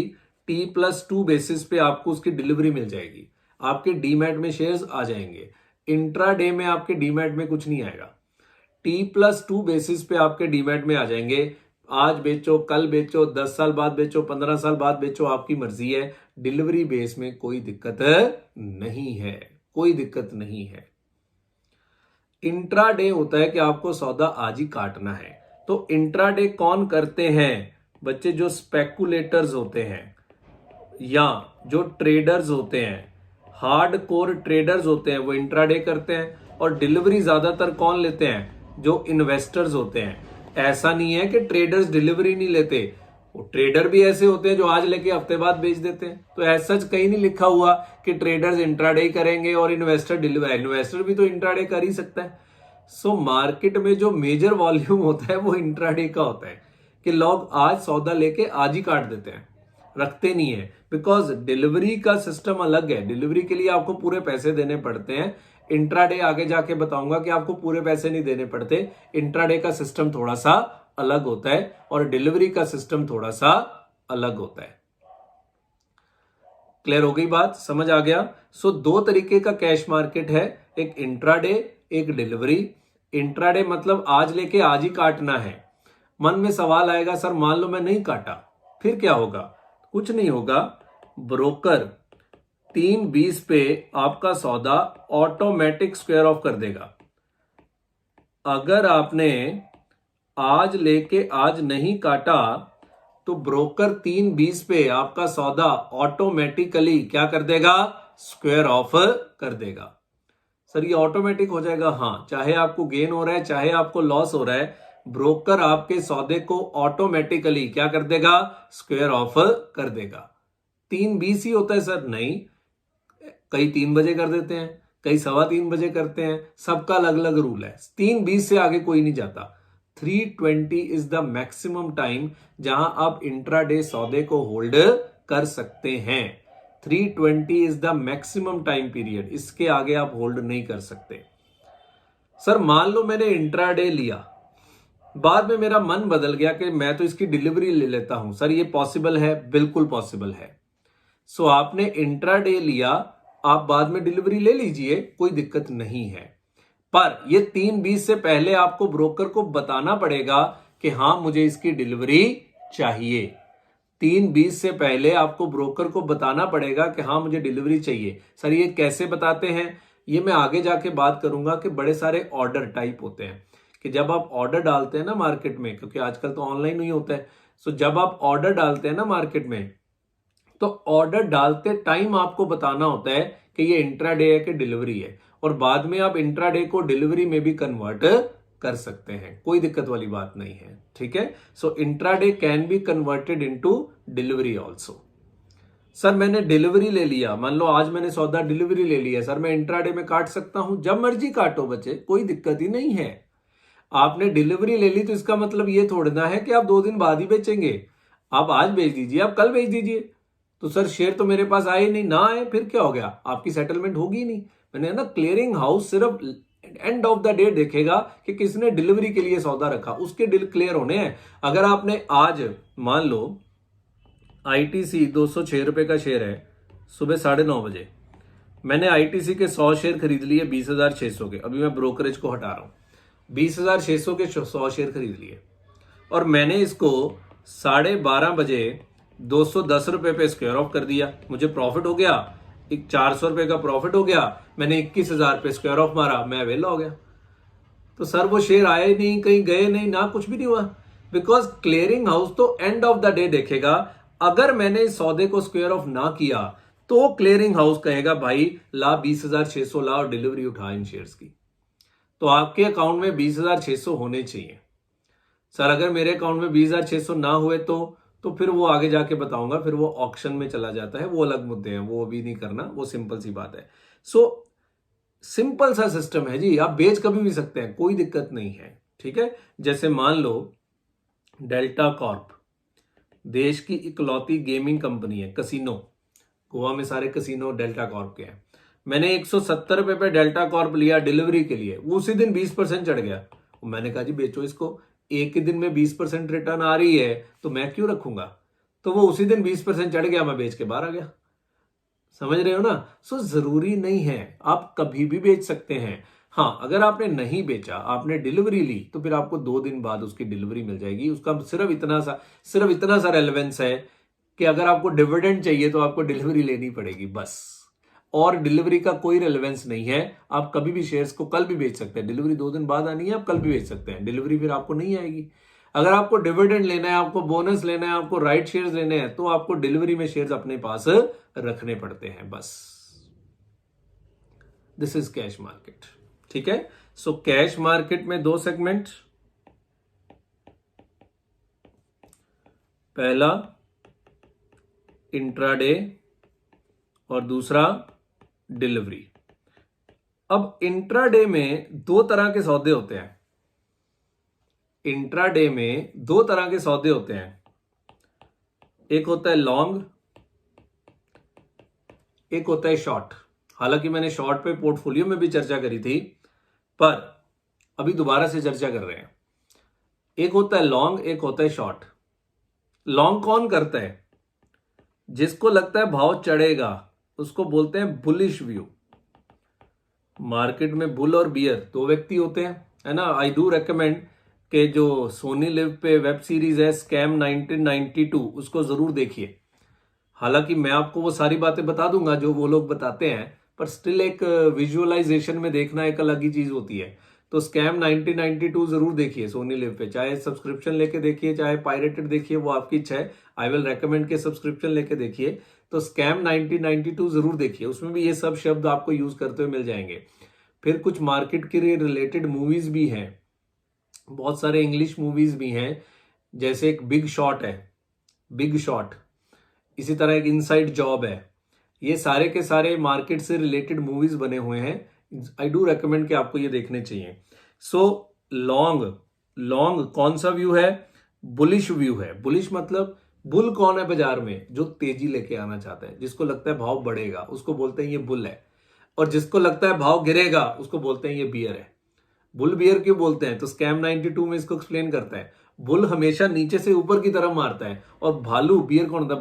भालू हमेशा ऊपर से नीचे की तरफ मारता है पंजा, इसलिए इनको बुल और बियर बोलते हैं। तो इसको तेजड़िया और मंदड़िया भी बोलते हैं। तो बाजार में तेजड़िए मंदड़िए दोनों लोग होते हैं, बिकॉज अगर कोई खरीद रहा है तो कोई तो बेच रहा है। तो खरीदने और बेचने वाले दोनों शाणे हैं। खरीदने वाले को लगता है रेट चढ़ने वाला है, और बेचने वाले को लगता है रेट गिरने वाला है। तो बुल और बियर 2 व्यक्तियों से बाजार बनता है। जो बुलिश व्यू रखते हैं, आज मैंने आईटीसी के 100 शेयर खरीदे, इसको टेक्निकली बोलते हैं मेरी आईटीसी पे लॉन्ग पोजीशन है। आज मैंने आईटीसी के 100 शेयर खरीदे, क्या सोच के खरीदे? कि भाव बढ़ेगा, यही सोच के खरीदे। तो इसको टेक्निकली बोलते हैं कि मेरी आईटीसी में लॉन्ग पोजीशन है, मेरा बुलिश व्यू है आईटीसी को लेके। तो ये तो सारे जानते हैं कि शेयर्स बाय करो और 3:30 बजे से पहले सेल कर दो। इंट्राडे है ना, तो 3:30 बजे से पहले सेल कर दो। सेल नहीं करना तो डिलीवरी ले लो, बिकॉज मैंने बताया आप डिलीवरी भी ले सकते हैं। ये तो सबको पता है। What is short position? बाजार में दोनों तरफ पैसा बनता है। बाजार चढ़े तो भी पैसा बनता है, बाजार नीचे आए तो भी पैसा बनता है। इन शॉर्ट कहीं भी नहीं बनता है, आम इंसान का कहीं भी नहीं बनता है, ना चढ़ते हुए बनता है ना गिरते हुए बनता है। पर इन थ्योरेटिकली दोनों तरफ पैसा बनता है। अब आपको लगेगा दोनों तरफ पैसा कैसे बन सकता है? सिंपल। मान लो मुझे लगता है आज रिलायंस गिरने वाला है। रिलायंस का सीएमपी है 2100, current market price CMP. Reliance का सीएमपी है 2100, मुझे लगता है रिलायंस आज गिरेगा। तो मैंने रिलायंस के 2100 शेयर जाके शॉर्ट कर दिए। शॉर्ट होता है बेच दिए।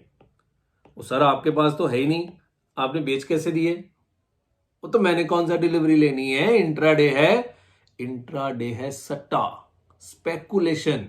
आपका इनकम टैक्स भी, इंट्राडे से जो कमाई होती है ना उसको स्पेकुलेशन गेन बोलता है। इंट्राडे होता है सट्टा, ना किसी ने शेयर लेने हैं ना किसी ने शेयर देने हैं, मुझे तो सट्टा खेलना है। मैंने कहा जी 2100 शेयर रिलायंस के बेच दो, ब्रोकर कहता तेरे पास तो है नहीं, और मैंने कहा मैं दे दूंगा जहां से मर्जी दूं, तू मेरे भेज दे 2100 शेयर। 3:30 बजे सेटलमेंट करनी है ना, 3:30 से पहले मैंने सौदा काट देना है, तू बेच दे मेरे 2100 शेयर। ठीक है, कहता बेच देता हूं। मान लो बाद में वही हुआ, रिलायंस 1800 पे आ गया, 1800 पे जाके बाय कर लो, आपको 300 रुपए का गेन हो गया। This is called short. चढ़ते बाजार में बाय करके सेल करते हैं और गिरते बाजार में सेल करके नीचे बाय करते हैं, सेल ऊपर करके नीचे बाय करते हैं। This is called short position. Short होता है मंदी, मंदड़िया, बियरिश। शॉर्ट पोजीशन बाजार में कौन बनाता है?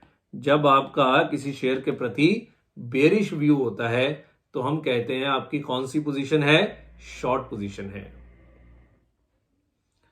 क्लियर है? जब आपका किसी शेयर के प्रति बेरिश व्यू होता है, आपको लगता है इसका भाव गिरेगा, तो हम मंदी की पोजीशन बना के भी पैसा बना सकते हैं। बस एक ही समस्या है, तेजी की पोजीशन को में आप डिलीवरी भी ले सकते हैं, मंदी की पोजीशन में आप डिलीवरी नहीं ले सकते, बिकॉज डिलीवरी लेनी नहीं है, यहां तो देनी होती है और आपके पास तो शेयर थे ही नहीं। तो मंदी की पोजीशन इंट्राडे में लेके इंट्राडे में ही स्क्वायर ऑफ करनी पड़ती है, इसको आप कैरी नहीं कर सकते मंदी की पोजीशन को। यस, मंदी की पोजीशन रिस्की होती है, ये प्रोफेशनल ट्रेडर्स ही मंदी की पोजीशन बनाते हैं। जो आम व्यक्ति होते हैं वो तो तेजी की, उनको तो पता भी नहीं होता कि मंदी करके भी पैसा बन जाता है। तो सुबह 9:30 बजे रिलायंस शॉर्ट मारा, रिलायंस गिरा, मैंने नीचे जाके बाय कर लिया, सौदा स्क्वायर ऑफ हो गया। क्योंकि स्क्वायर ऑफ अगर बाय किया है तो सेल करके स्क्वायर ऑफ होना है, सेल किया है तो बाय करके स्क्वायर ऑफ होना है। तभी मैं कहता हूं स्कैम 92 जरूर देखिए, वहां आपको दिखाएंगे बेयर गैंग, मंदी की गैंग। हर्षद मेहता के ऊपर ये बना है, आपको पता होगा। तो Harshad Mehta is a big bull, वो बाजार में तेजी लाता था और उसके सामने था बियर गैंग जो बाजार में मंदी खेलते थे। तो जब कोई शेयर का भाव बहुत चढ़ जाता था तो ऊपर के लेवल पे उसको सेल कर देते थे। हालांकि उस समय पे मंदी खेलने वाले 14-14 दिन तक शॉर्ट कर देते थे, अब तो पॉसिबल ही नहीं है। कैश मार्केट में पॉसिबल नहीं है, एफएनओ में पॉसिबल है, वो बाद में देखेंगे। कैश मार्केट में मंदी का ट्रेड सिर्फ इंट्राडे, आप इसकी डिलीवरी नहीं ले सकते। क्लियर है बात? समझ आ गया? सो इंट्राडे में दो तरीके से पैसा बन सकता है, लॉन्ग करके या शॉर्ट करके। तेजी खेलनी है लॉन्ग करके, मंदी खेलनी है शॉर्ट करके। Okay okay sir what about delivery? Delivery में भी दो पोजीशन है, long position, short position. Long तो अलाउड ही है, ऊपर बाय करो बाद में सेल कर दो, कभी भी सेल करो। शॉर्ट पोजीशन डिलीवरी में नॉट अलाउड। मैंने पहले ही बोला है शॉर्ट पोजीशन बननी ही इंट्राडे है, डिलीवरी में शॉर्ट पोजीशन नहीं ले सकते आप। मतलब आज मैंने शेयर बेच दिए, मैं कहा मैं 4 दिन बाद खरीद लूं, नहीं, हमारे देश में नहीं होता, अमेरिका में होता है, वहां स्टॉक लैंडिंग बोरोइंग प्रोग्राम बहुत ज्यादा चलता है। हमारे देश में इसकी पेनल्टी है, बहुत ज्यादा पेनल्टी है। सो डिलीवरी में, कैश मार्केट में delivery based short position allowed नहीं है। कैश मार्केट में delivery based short position allowed नहीं है, नहीं पे ध्यान दीजिएगा, ठीक है? सो अलाउड ही नहीं है आपको। डिलीवरी में सिर्फ लॉन्ग पोजीशन। तो इन्वेस्टर जो हैं वो सिर्फ लॉन्ग पोजीशन ही रख सकते ना, वो शॉर्ट पोजीशन तो समझ लो रख ही नहीं सकते। समझ आ गई बात? क्लियर हो गया? ओके है। सो ये सारी बातें थी मार्केट के पहले सेगमेंट के रिगार्डिंग। मैंने बोला था स्टॉक एक्सचेंजेस में 2 सेगमेंट हैं। पहला सेगमेंट कौन सा? कैश मार्केट, और दूसरा फ्यूचर्स एंड ऑप्शंस। सो बच्चे 90% वॉल्यूम जो होता है वो एफएनओ में होता है, सिर्फ 10% वॉल्यूम कैश मार्केट में होता है। सो मेन चीज तो एफएनओ है, यानी कि डेरिवेटिव मार्केट, तो उसको भी समझेंगे बाद में। पहले आप यहां तक की बातों को अच्छे से पचा लीजिए। क्लियर है? फिर अब मैं डेरिवेटिव मार्केट स्टार्ट करूंगा। अब इसके बाद मैं कुछ बातें लिखवा दूंगा आपको जो मुझे लगेगा कि आपके काम की हैं। ज्यादातर बातें हम नहीं लिखने वाले हैं, ठीक है? सो कैश मार्केट तो खत्म हो गया, और कैश मार्केट पे आपको कोई क्वेश्चन आना भी नहीं है। पर बच्चे एफएनओ को समझने के लिए कैश मार्केट को समझना जरूरी है। क्लियर है? ओके है? मैं फिर कह रहा हूं, आपको लगेगा हमें इतनी सारी बातें याद कैसे रहेंगी।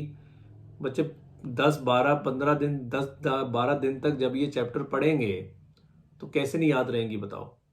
100% याद रहेंगी। रोज ये बातें रिपीट होंगी, रोज इन पे क्वेश्चंस होंगे, रोज इन पे चर्चा होगी, तो कैसे याद नहीं रहेगा बताइए? क्लियर है? सो कैश मार्केट हमने पूरा पढ़ा दिया। एक बार क्विकली रिवाइज करते हैं। कैश मार्केट कुछ नहीं है, पैसे लाओ शेयर्स खरीदो, दैट्स इट। आप कम से कम एक शेयर ले सकते हैं, मैक्सिमम जितनी आपकी कैपेसिटी आप ले सकते हैं, ठीक है ना। कैश मार्केट में दो सेगमेंट्स हैं, एक इंट्राडे और दूसरा डिलीवरी बेस्ड। इंट्राडे के अंदर आपको आज खरीद के आज ही बेचना है, डिलीवरी बेस में आप आज खरीद के कभी भी बेच सकते हैं। इंट्राडे में आप दो तरह के पोजीशन बना सकते हैं, लॉन्ग और शॉर्ट। बुलिश है तो लॉन्ग कर दीजिए, बेरिश है तो सुबह बेच के बाद में खरीद लीजिए, कोई डिलीवरी तो देनी नहीं। और डिलीवरी में बनती सिर्फ लॉन्ग पोजीशन है। अगर इंट्राडे में लॉन्ग बनाई है कि उसको डिलीवरी में कन्वर्ट कर सकते हैं, यस कर सकते हैं। अगर इंट्राडे में शॉर्ट बनाई है कि डिलीवरी में कन्वर्ट कर सकते हैं, no, because delivery based shorts cash market में अलाउड नहीं है। क्लियर है बात? समझ आ गया? आइए बच्चे अब मेन बात के ऊपर चलते हैं और डेरिवेटिव मार्केट को लेके चर्चा स्टार्ट करते हैं। ध्यान से सुनिएगा। अब असली चीज अब यहां से स्टार्ट होती है, ये आपका सिलेबस है। हालांकि ये सब टर्मिनोलॉजी आपके काम आनी है डेरिवेटिव मार्केट में भी, तभी मैंने ये बताई है। तो ये वर्ड आपके लिए नया था, शॉर्ट पोजीशन। हालांकि मैंने ये समझाया हुआ है शॉर्ट सेलिंग, याद है?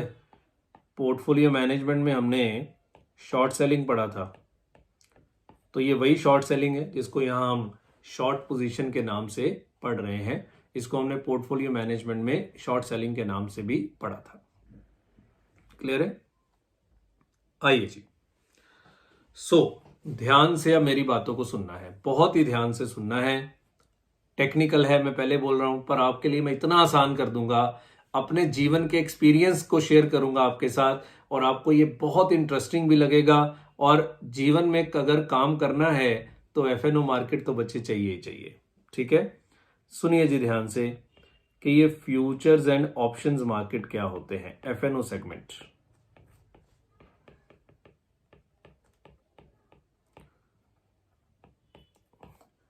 इसी मार्केट का नाम होता है क्या?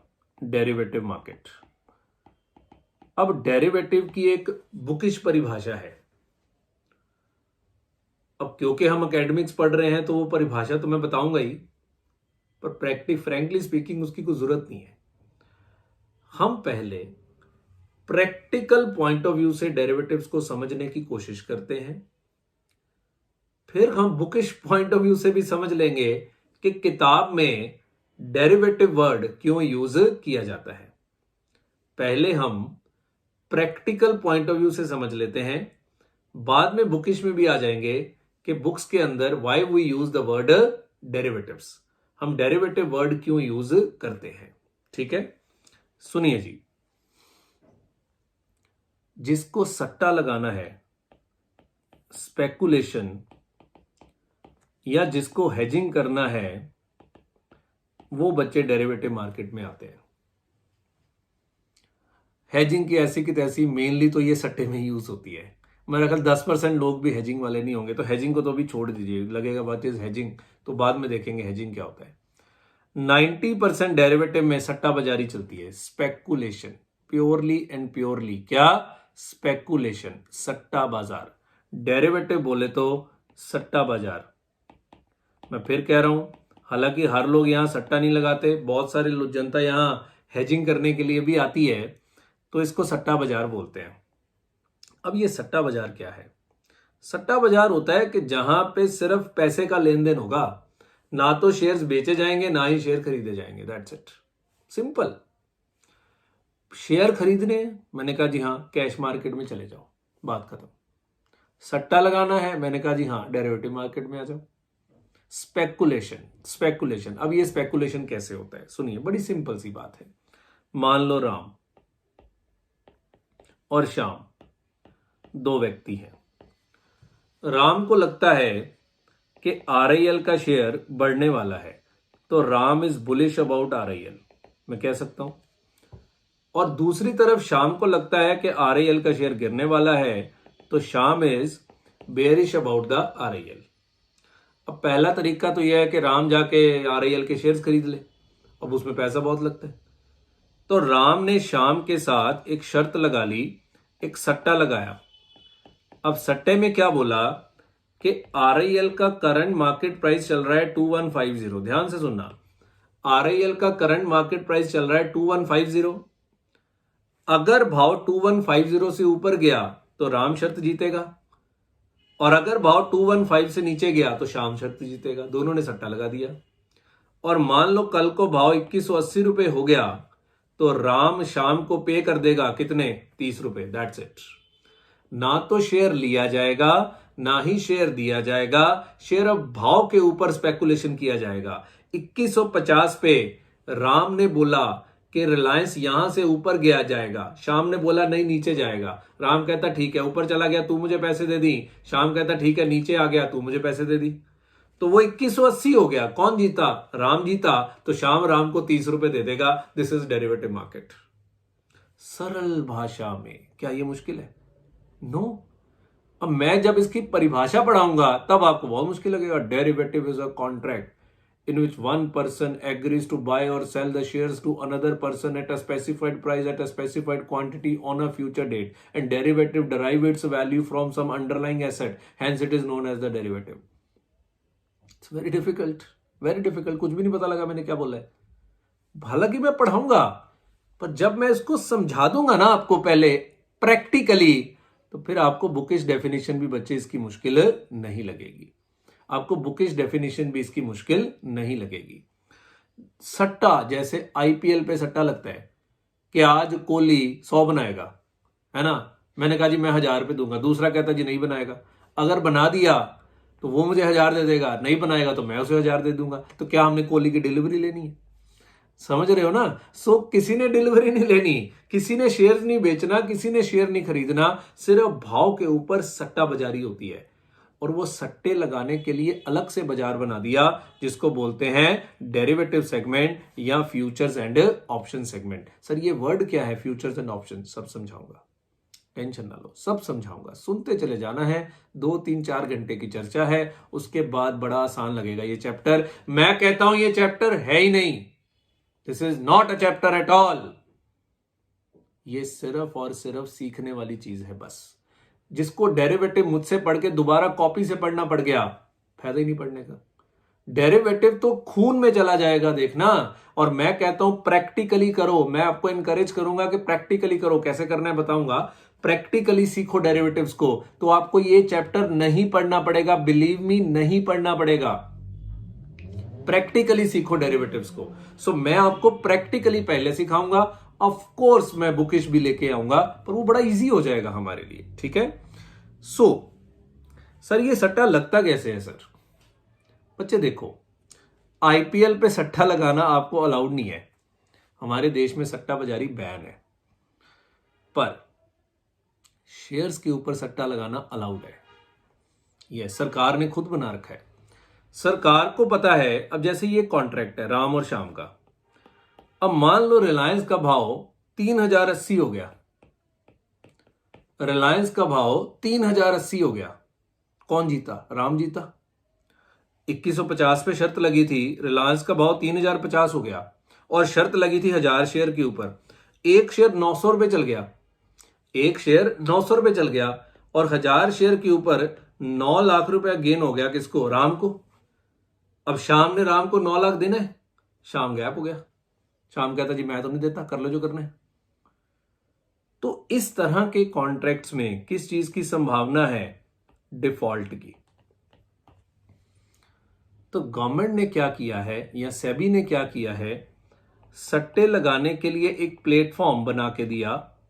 उस प्लेटफॉर्म पे यह सुनिश्चित किया जाता है कि सट्टे लगाओ, हमें कोई दिक्कत नहीं है, पर डिफॉल्ट नहीं हो पाएगा। तो मुझे वो प्लेटफॉर्म आपको समझाना पड़ेगा कि ये सट्टे प्रैक्टिकली लगते कैसे हैं। करना यही है बस। तो राम अगर आरआईएल के 1000 शेयर खरीद लेता 2150 के भाव पे, बाद में 3050 पे बेच देता, तब भी तो 900 रुपये पर शेयर गेन होता। बस वहां शेयर खरीद के गेन होता, यहाँ सिंपल सट्टा लगा के गेन हुआ है। ना किसी ने शेयर खरीदने हैं, ना किसी ने शेयर बेचने हैं। समझ गए? अब गवर्नमेंट ने या एनएससी ने सट्टे लगाने के लिए ये प्लेटफॉर्म कैसे बनाया हुआ है, ध्यान से मेरी बात को समझिएगा। और वो इस तरह का प्लेटफॉर्म है कि डिफॉल्ट नहीं होगा। नाउ वेरी वेरी इंपॉर्टेंट, जो अब हम चर्चा करने जा रहे हैं, ये आपके क्वेश्चंस आने वाले हैं, ठीक है? सुनना बच्चे, ये एक्सचेंज है, ध्यान से सुनते चले जाइएगा, मैं लाइव भी करके दिखा दूंगा। ये एक्सचेंज है, ये 2 ब्रोकर हैं एक्सचेंज में। ब्रोकर 1, बड़े सारे ब्रोकर हैं, और ब्रोकर 2। ध्यान से सुनना, मैंने ये समझा दिया सट्टा कैसे लगता है, बस ये मैकेनिज्म क्या है, एक्सचेंज के ऊपर ये सट्टे कैसे लगते हैं, वो ध्यान से सुनिएगा। ब्रोकर 1 के पास एक क्लाइंट आया, वो कह रहा है जी मुझे आरआईएल के ऊपर सट्टा लगाना है, शेयर श्योर नहीं लेने हैं, मेरे पास इतने पैसे नहीं है। क्योंकि ये देखो ना, यहां पैसा तो कोई लगा ही नहीं। अगर राम ने श्याम के साथ शर्त लगाई है, तो शर्त क्या लगाते थे, पैसे लगते हैं? कुछ भी नहीं हुआ, ये तो एक कॉन्ट्रैक्ट हुआ था बस, जिस कॉन्ट्रैक्ट में गेन और लॉस का सेटलमेंट हो जाएगा। तो शर्त लगाने में पैसा कोई नहीं लगता। मेन फायदा ये है, अगर आरआईएल के शेयर लेने पड़ गए तो बच्चे 1000 शेयर 2150 रुपए की 21 लाख रुपए चाहिए, और शर्त लगाने में कोई पैसा लगा ही नहीं। ये फायदा होता है एफएनओ मार्केट में कि पैसा कोई नहीं लगता आपका। सो ब्रोकर 1 के पास एक क्लाइंट आया, क्लाइंट का नाम है Ram. Ram is bullish about RIL, मतलब उसको लगता है कि आरआईएल का रेट चढ़ेगा। अब बच्चे, बाजार में सौदा तभी होता है अगर एक बायर है और एक सेलर है। इसी तरह ब्रोकर 2 के पास एक क्लाइंट है श्याम। श्याम आरआईएल को लेके बेरिश है, बाजार में बेचने वाला भी शाणा और बाजार में खरीदने वाला भी शाणा, बड़ी सीधी बात है। और खरीदार, बायर और सेलर दोनों होते हैं तभी बाजार में कोई सौदा होता है, अदरवाइज तो बाजार में सौदा हो नहीं सकता, ठीक है? अब now what they will do, ध्यान से सुनना। अब राम मान लो सट्टा लगाने को तैयार है, श्याम भी सट्टा लगाने को तैयार है, पर राम कहता है मैंने सट्टा 1000 शेयर पे लगाना है, श्याम कहता है जी मैंने तो 100 शेयर पे ही लगाना है। पहली प्रॉब्लम, क्वांटिटी मैच नहीं करेगी। बिकॉज अगर आपको एक्सचेंज के जरिए सट्टा लगाना है तो आपको किसी ब्रोकर के टर्मिनल से ही जाना है, अपने डीमैट अकाउंट से ही जाना है। ये ब्रोकर तो मैं वैसे ही बोल रहा हूं, मेनली तो राम और श्याम अपने डीमैट अकाउंट से सौदा डालेंगे, ठीक है ना? जैसे सुनना, राम कहता मैं आरआईएल के 1000 शेयर्स पे सट्टा लगाने को तैयार हूं एट द रेट ऑफ 2150, जो करंट मार्केट प्राइस है, ठीक है? श्याम कहता मैं आरआईएल के 500 शेयर्स पे सट्टा लगाने को तैयार हूं at the rate of 2150। Shyam short position बनाना चाहता है, राम लॉन्ग पोजीशन बनाना चाहता है, पर क्वांटिटी मैच नहीं हो रही। पहली समस्या, ठीक है? दूसरी समस्या, ये सट्टे का सेटलमेंट किस दिन होगा? बच्चे, आईपीएल का मैच तो शाम को खत्म हो जाता है और शाम को लेन देन हो जाता है गेन लॉस का। आरआईएल का शेयर तो चलता रहना है, कभी ऊपर कभी नीचे, कभी ऊपर कभी नीचे, कभी ऊपर कभी नीचे। कि जो शर्त लगाई है, ये गेन लॉस की सेटलमेंट डेट क्या होगी? This is called settlement date. Ram कहता है जी मैं तो सेटलमेंट डेट 10 अप्रैल रखूंगा, उस दिन मेरा बर्थडे है, मुझे ज्योतिष ने बोला है आप तो 10/4 तक देखेंगे। आज मान लो 1/4 है, तो 10/4 तक ये शर्त चलेगी, 10/4 को सेटलमेंट करेंगे। शाम कहता है जी मेरा बर्थडे तो 15/4 को है, तो मैं तो 15/4 को सेटलमेंट करूंगा। तो समस्या हो गई कि सेटलमेंट डेट क्या रखें। और बाजार में जब तक सब कुछ मैच नहीं करता तब तक सौदा तो हो नहीं सकता। कोई भी कॉन्ट्रैक्ट करना है, दोनों पार्टीज तो एग्री करेंगे तभी होगा। और आजकल तो ये सारे ऑनलाइन है, मतलब राम ने ये सौदा अपने डीमैट अकाउंट से पुश कर दिया, शाम ने अपने डीमैट अकाउंट से पुश कर दिया, तो ये सौदा तो मैच नहीं होगा कभी। बिकॉज ना तो इसमें क्वांटिटी मैच कर रही है, ना इसमें सेटलमेंट डेट मैच कर रही है, कहीं तो रेट भी नहीं मैच करेंगे। आगे जाके बताऊंगा, रेट में भी दिक्कत हो जाती है। तो एक्सचेंज को ये बात पता थी कि अगर ये सौदे करवाने हैं तो 3 चीजों को फिक्स करना पड़ेगा। यस, 3 चीजों को फिक्स करना पड़ेगा। अब ध्यान से सुनना, बड़ी इंटरेस्टिंग चर्चा है। 3 चीजों को फिक्स करना पड़ेगा, एक क्वांटिटी, एक सेटलमेंट डेट, सुनते जाइएगा, और तीसरा प्राइस। एक्सचेंज को लगा तीन चीजों में दिक्कत आएगी, एक क्वांटिटी, एक सेटलमेंट डेट और तीसरा प्राइस। तो एक्सचेंज ने क्या किया, हर शेयर की क्वांटिटी खुद से फिक्स कर दी। चलो जी, आपकी मर्जी की क्वांटिटी नहीं चलेगी, सट्टा लगाना है लगाओ, नहीं लगाना ना लगाओ, सिंपल बात। इस क्वांटिटी को बोलते हैं लॉट साइज। क्या? Lot size. This quantity is known as the lot size. जैसे RIL, आई थिंक रिलायंस का एक शेयर 505 शेयर्स का लॉट साइज है, 505 शेयर्स का लॉट साइज है रिलायंस का, जहां तक मुझे ध्यान है। टाटा मोटर्स, इसका 5700 शेयर्स का लॉट साइज है। टाटा पावर, उसका आई थिंक 13,200 के 13,800 शेयर्स का लॉट साइज है। सर इसका मतलब क्या है, जैसे आपको टाटा मोटर पे सट्टा लगाना है तो कम से कम एक लॉट पे सट्टा लगेगा, 5700 शेयर तुम्हें खरीदने पड़ेंगे और तुम खरीदोगे और दूसरा बेचेगा। बस शर्त लगानी है, खरीदना बेचना तो क्या होता है, 5700 शेयरों की शर्त लगेगी कम से कम। ये अंतर आ गया कैश मार्केट और डेरिवेटिव मार्केट में। कैश मार्केट में आप टाटा मोटर का एक शेयर भी ले सकते थे, है ना। डेरिवेटिव मार्केट में आपको 5700 टाटा मोटर कम से कम लेने पड़ेंगे, ये एक्सचेंज ने फिक्स कर दिया है। सर हर शेयर का लॉट साइज अलग है, हाँ, क्योंकि हर शेयर का प्राइस अलग है। आजकल जो मैकेनिज्म चल रहा है लॉट साइज का, एक्सचेंज क्या करता है कि लॉट साइज को राउंड अबाउट 5 लाख रखता है, राउंड अबाउट 5 लाख रखता है। पर आजकल शायद ही कोई शेयर है जो 5 लाख के लॉट साइज का हो। टाटा मोटर 320 का शेयर है, 5700 का लॉट साइज है, ये 15 लाख रुपए से भी ऊपर चला गया लॉट साइज। कारण लॉट साइज तो 5700 फिक्स हो गया, शेयर का भाव बढ़ गया। अब ये लॉट साइज रिवाइज होगा, साल में 2 बार होता है रिवाइज। ये लॉट साइज कम हो जाएगा टाटा मोटर का। अभी एक्सचेंज का जो मैकेनिज्म है कि लॉट साइज 5 लाख रुपए के इर्द गिर्द है, मतलब अगर सट्टा लगाना है तो कम से कम 5 लाख रुपए की शर्त तो तुझे लगानी पड़ेगी। अब जैसे मान लो राम ने टाटा मोटर के एक शेयर को सट्टा लगा लिया और राम उस पर बुलिश है, तो राम ने उसको लॉन्ग पोजीशन ले ली, 5300 शेयर पे 320 के हिसाब से लॉन्ग पोजीशन ले ली। तो परली साइड शाम को भी 5700 शेयर्स पे ही पोजीशन लेनी है। मतलब अगर आपने यहां से सौदा डाला तो वो भी 5700 शेयर का कम से कम जाएगा, उधर से कोई सेलर सौदा डाल रहा है तो वो भी 5700 शेयर का आएगा, तो वो मैच करेगा ही करेगा। हाँ, आप 10 लॉट ले सकते हो, मल्टीपल ऑफ लॉट्स। अगर आप 10 लॉट लेते हो तो 57,000 शेयर हो जाते हैं। और मान लो टाटा मोटर 2 रुपए चढ़ गया तो राम को गेन हो गया कितना, 5700 इंटू 2, और शाम को लॉस हो गया कितना, 5700 इंटू 2।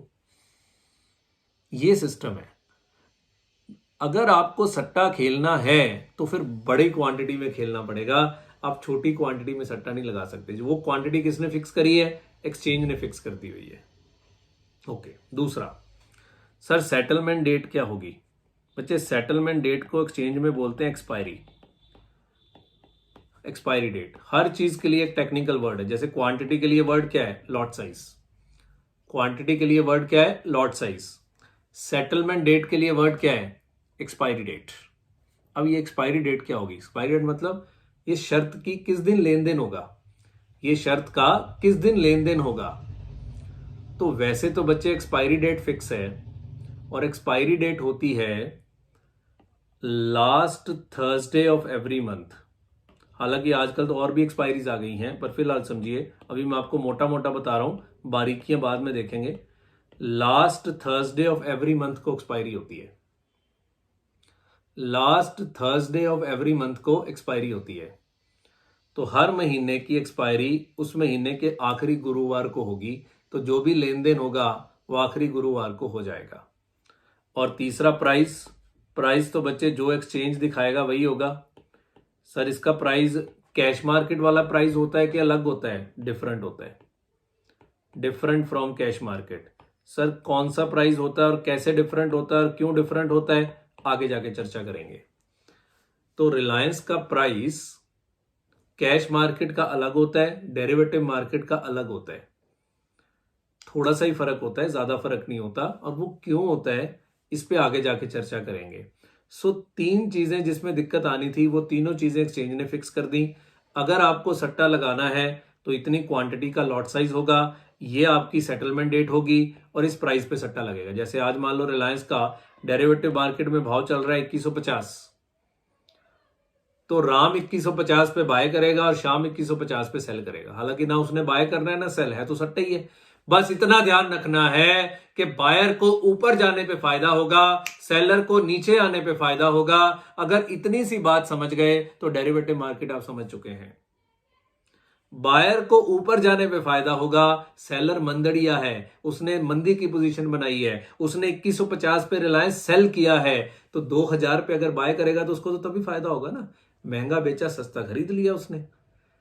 तो दो ही चीजें याद रखनी है, बायर को ऊपर जाने पे फायदा होगा, सेलर को नीचे आने पे फायदा होगा। That's it. बात समझ में आ गई? सो 3 चीजें एक्सचेंज ने फिक्स कर दी। पहला क्वांटिटी, दूसरा सेटलमेंट डेट, तीसरा प्राइस। ये तीनों आपके नहीं चलेंगे। क्लियर है? और जब ये सौदा एक्सचेंज के जरिए करते हैं तो बच्चे इस सौदे का नाम होता है फ्यूचर्स कॉन्ट्रैक्ट। कौन सा कॉन्ट्रैक्ट? Futures contract. तो F&O का F मैंने समझाना स्टार्ट कर दिया। फ्यूचर्स कॉन्ट्रैक्ट ये नाम है। अब फ्यूचर्स की एक परिभाषा है, भाड़ में जाए, मैं बता दूंगा, पहले उसको समझ तो ले यार सरल शब्दों में। ये फ्यूचर है, ये फ्यूचर है। जैसे टाटा मोटर में मेरा बुलिश व्यू है, ध्यान से सुनना। अब टाटा मोटर में मेरा बुलिश व्यू है, करंट मार्केट प्राइस है 320। टाटा मोटर में मेरा बुलिश व्यू है और करंट मार्केट प्राइस है 320। तो मैं 2 तरीकों से टाटा मोटर पे तेजी खेल सकता हूं। पहला, मैं कैश मार्केट में जाऊं और टाटा मोटर के शेयर्स बाय कर लूं। ये मैंने समझा दिया। आप 1 शेयर ले लीजिए, 2 ले लीजिए, 10,000 ले लीजिए, 20,000 ले लीजिए, 50,000 ले लीजिए। यहां फुल पेमेंट करनी पड़ती है, फुल पेमेंट करनी पड़ती है। दूसरा, मेरे पास तो इतना पैसा ही नहीं है, तो फिर जाओ और डेरिवेटिव मार्केट में जाके सट्टा लगाओ। क्यों? क्योंकि सट्टा लगाने पे पैसे नहीं लगते, शर्त लगाने में पैसे थोड़ा लगते हैं। शर्त तो शर्त होती है, जब गेन लॉस होगा तब पैसे सेटलमेंट हो जाएगा। तो दूसरा होता है डेरिवेटिव मार्केट में जाओ और टाटा मोटर का एक लॉट बाय कर लो। और एक लॉट कितने शेयर? 5700 शेयर्स। उसको बोलते हैं टाटा मोटर का एक फ्यूचर बाय कर लो। तो फ्यूचर ये ना समझना कि आपने किसी का कोई भविष्य खरीद लिया है। फ्यूचर एक कॉन्ट्रैक्ट है, एक इंस्ट्रूमेंट है, एक परिभाषा है जिसके कारण इसका नाम एक फ्यूचर है। और भाड़ में जाए वो परिभाषा, वो मेरे किसी काम नहीं आती। हालांकि मैं सिखाऊंगा, वो भी सिखाऊंगा, पर पहले प्रैक्टिकली तो समझ ले भाई, फ्यूचर कुछ नहीं है। Buying a share is equal to buying a future.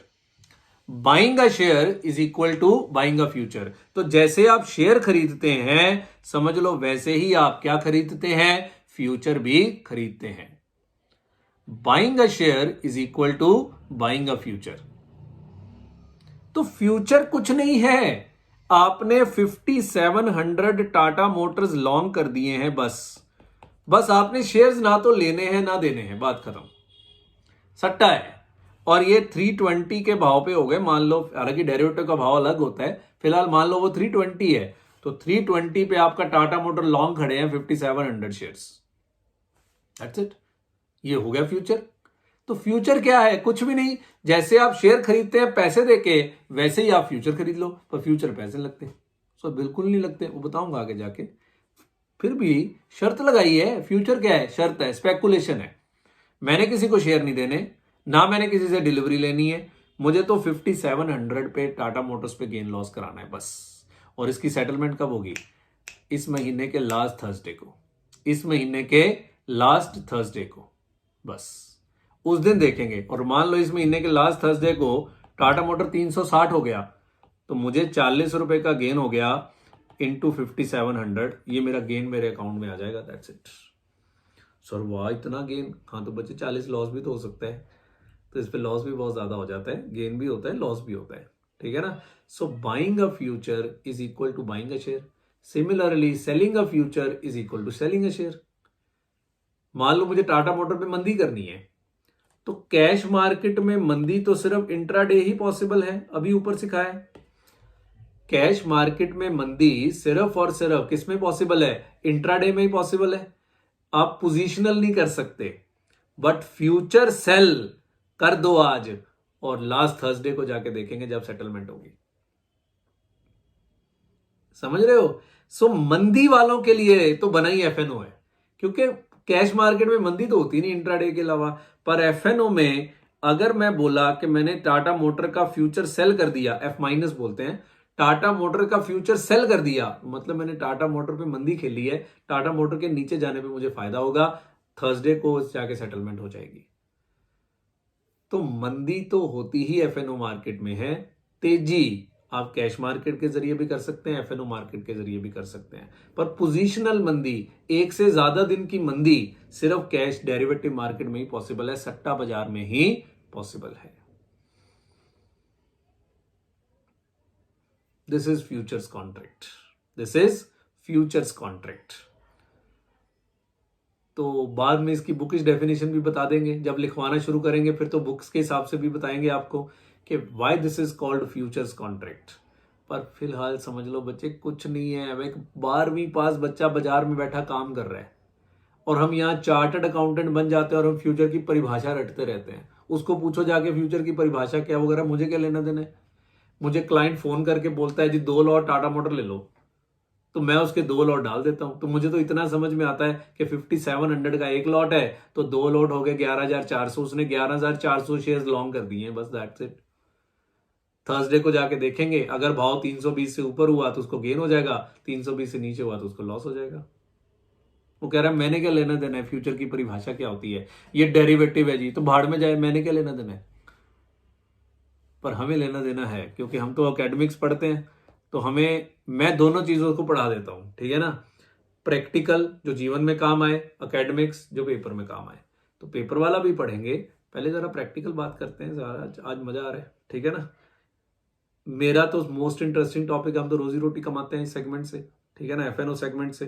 तो ये समझ लीजिए कि हमारे तो दिल के बहुत ही ज्यादा ये करीब का टॉपिक है, बहुत ही ज्यादा करीब का टॉपिक है। क्लियर हो गई बात? समझ आ गया? ओके है। This is future contract. तो फ्यूचर कॉन्ट्रैक्ट में दोबारा समझा रहा हूं कि फ्यूचर क्या है। सट्टा लगाने का एक तरीका है, buying a future is equal to buying a share. अगर आपका तेजी का व्यू है तो आप फ्यूचर बाय कर लो। Selling a future is equal to selling a share, कि अगर आपका मंदी का व्यू है तो आप फ्यूचर सेल कर दो। फ्यूचर बाय करने का मतलब है कि आपने लॉन्ग पोजीशन ले ली, एफ प्लस। फ्यूचर बाय करने का मतलब है कि आपने लॉन्ग पोजीशन ले ली, और फ्यूचर सेल करने का मतलब है कि आपने शॉर्ट पोजीशन ले ली। फ्यूचर बाय करने का मतलब है आपने लॉन्ग पोजीशन ले ली, और फ्यूचर सेल करने का मतलब है आपने शॉर्ट पोजीशन ले ली। ओके, क्लियर हो गया? लॉन्ग पे फायदा कब होगा? जब टाटा मोटर ऊपर जाएगा। शॉर्ट पे फायदा कब होगा? जब टाटा मोटर नीचे आएगा। बस इसको बोलते हैं फ्यूचर्स। अभी मैंने ऑप्शन नहीं समझाया, 2 वर्ड्स है ना। पहले मैं आपको फ्यूचर पढ़ाऊंगा 3-4 दिन, ऑप्शन एक टिपिकल कॉन्ट्रैक्ट्स होते हैं, वो बाद में देखेंगे। पहले हम फ्यूचर को समझे, बिकॉज फ्यूचर में तो कुछ है ही नहीं, कैश मार्केट की तरह ही है, बस यहां लॉट साइज होता है। चलिए अब मैं एक छोटे सी एग्जांपल के जरिए समझाता हूं। वो एग्जांपल कुछ नहीं लिखना आपने, ध्यान से सुनिएगा। थोड़ा मैथमेटिकली समझाते हैं और बताते हैं प्रैक्टिकली अब क्या क्या होता है इसमें। और क्योंकि इसमें भी तो डिफॉल्ट हो सकता है, बिकॉज लास्ट थर्सडे को जाके सेटलमेंट होनी है, तो एक्सचेंज कैसे सुनिश्चित करता है कि इसमें डिफॉल्ट ना हो। अगर लास्ट थर्सडे को जाके सेटलमेंट होनी है तो एक्सचेंज कैसे सुनिश्चित करता है कि इसमें डिफॉल्ट ना हो। सो ध्यान से सुनिएगा अब कि अगर आपको फ्यूचर्स एफएनओ में एंट्री करनी है तो वो कैसे होगी। तो मान लो आज तारीख है, कुछ भी ले लो, आज तारीख है 1/1/2021, मैंने वैसे रैंडमली ले लिया। आज तारीख है 1/1/2021, ठीक है। सीएमपी है टाटा मोटर का 300 रुपये, मैं राउंड ऑफ करके ले रहा हूं।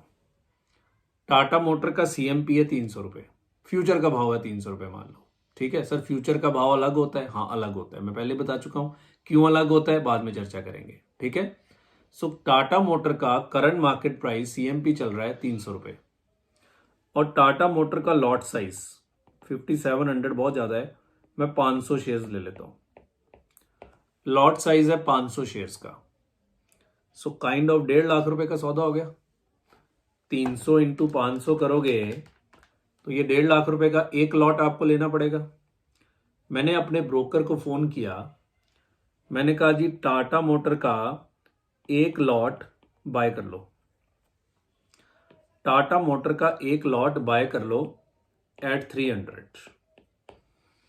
तो जब कोई कहता है मैंने फ्यूचर बाय कर लिया, तो कुछ नहीं, उसने किसी का भविष्य नहीं बाय किया, उसने टाटा मोटर के 300 शेयर्स का एक कॉन्ट्रैक्ट बाय किया है बस। शेयर्स तो बाय नहीं किए ना, बिकॉज यहां शेयर्स तो होते ही नहीं, यहां तो कॉन्ट्रैक्ट होता है। तो टाटा मोटर के 500 शेयर्स का एक कॉन्ट्रैक्ट बाय किया है बस। अब ब्रोकर क्या बोलता है सुनना, ब्रोकर कहता है सर 1.5 लाख रुपए का सौदा है। मैंने कहा हाँ, तो क्या मुझे 1.5 लाख रुपए देने पड़ेंगे ना, मैंने शेयर थोड़ा लिए हैं, अगर 1.5 लाख होते तो मैं कैश मार्केट में ना चला जाता। ब्रोकर कहता सर आपको 1.5 लाख तो नहीं, आपको मार्जिन जमा कराना पड़ेगा। नई टर्म आ गई। मैंने कहा जी ये मार्जिन क्या होता है?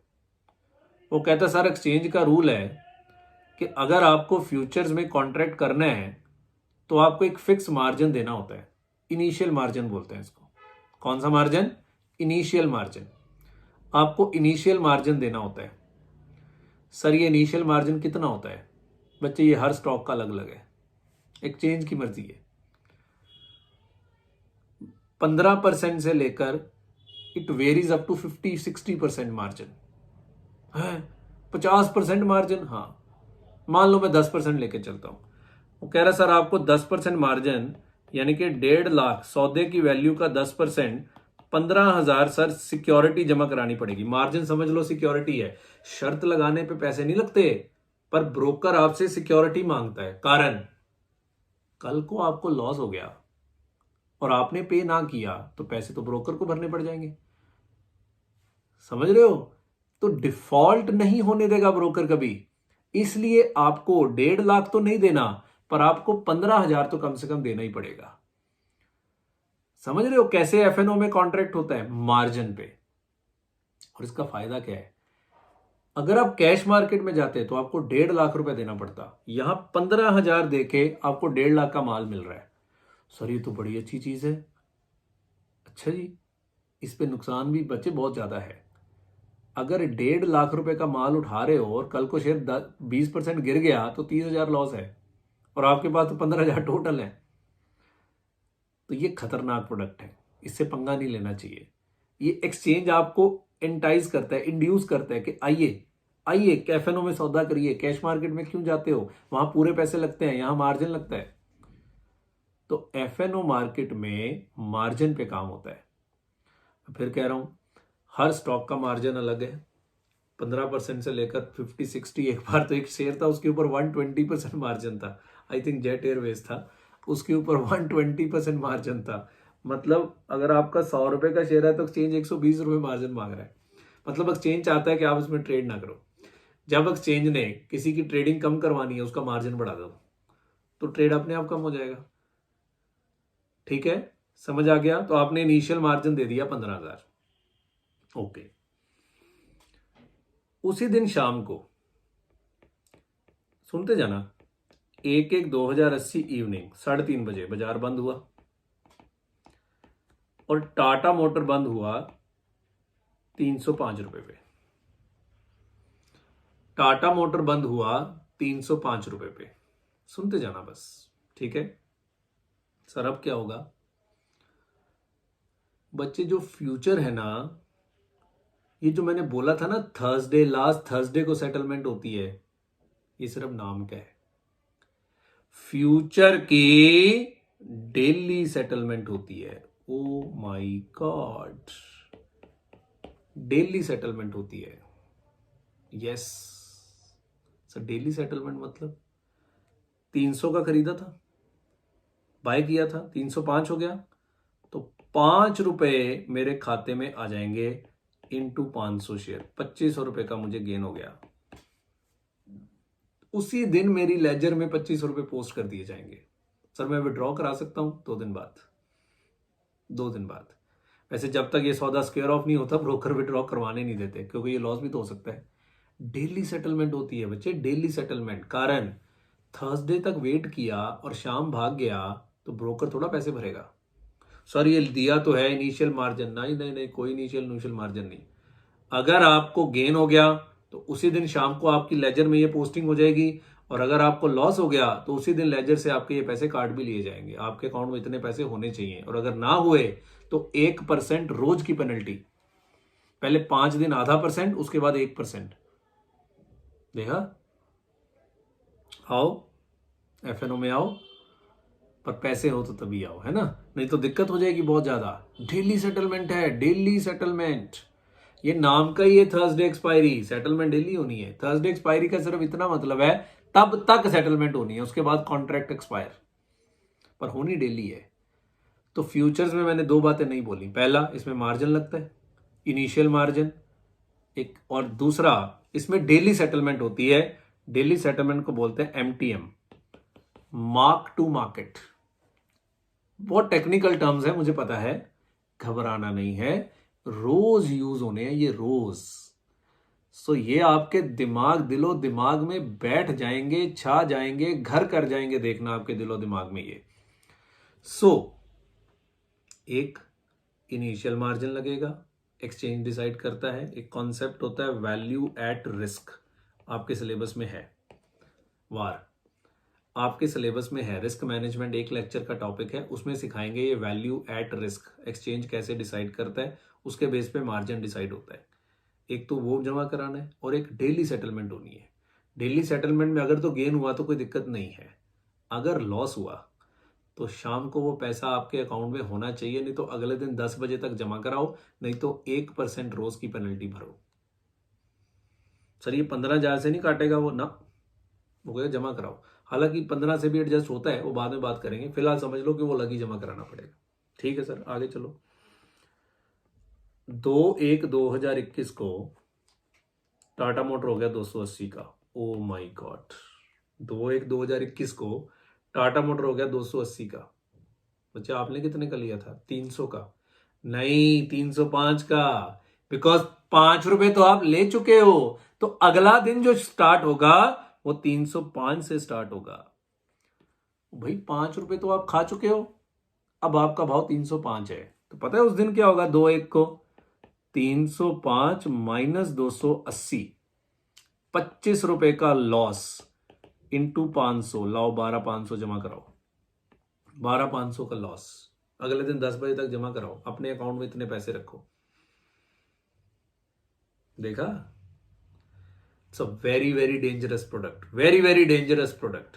आपकी जेब में है 15,000, सौदा कर लिया आपने 1.5 लाख का, सोचो गेन लॉस होना 1.5 लाख पे। और अगर 12,500 लॉस हो गया तो 15,000 के ऊपर 12,500, आपका तो 80% उड़ गया। समझ रहे हो? It's a very very dangerous product. तो क्या हमें एफएनओ नहीं करना चाहिए? आगे जाके बताऊंगा करना चाहिए कि नहीं करना चाहिए। ठीक है सर, क्या कर सकते हैं सर? लास्ट थर्सडे, हाँ लास्ट थर्सडे तक ऐसे ही चलेगा।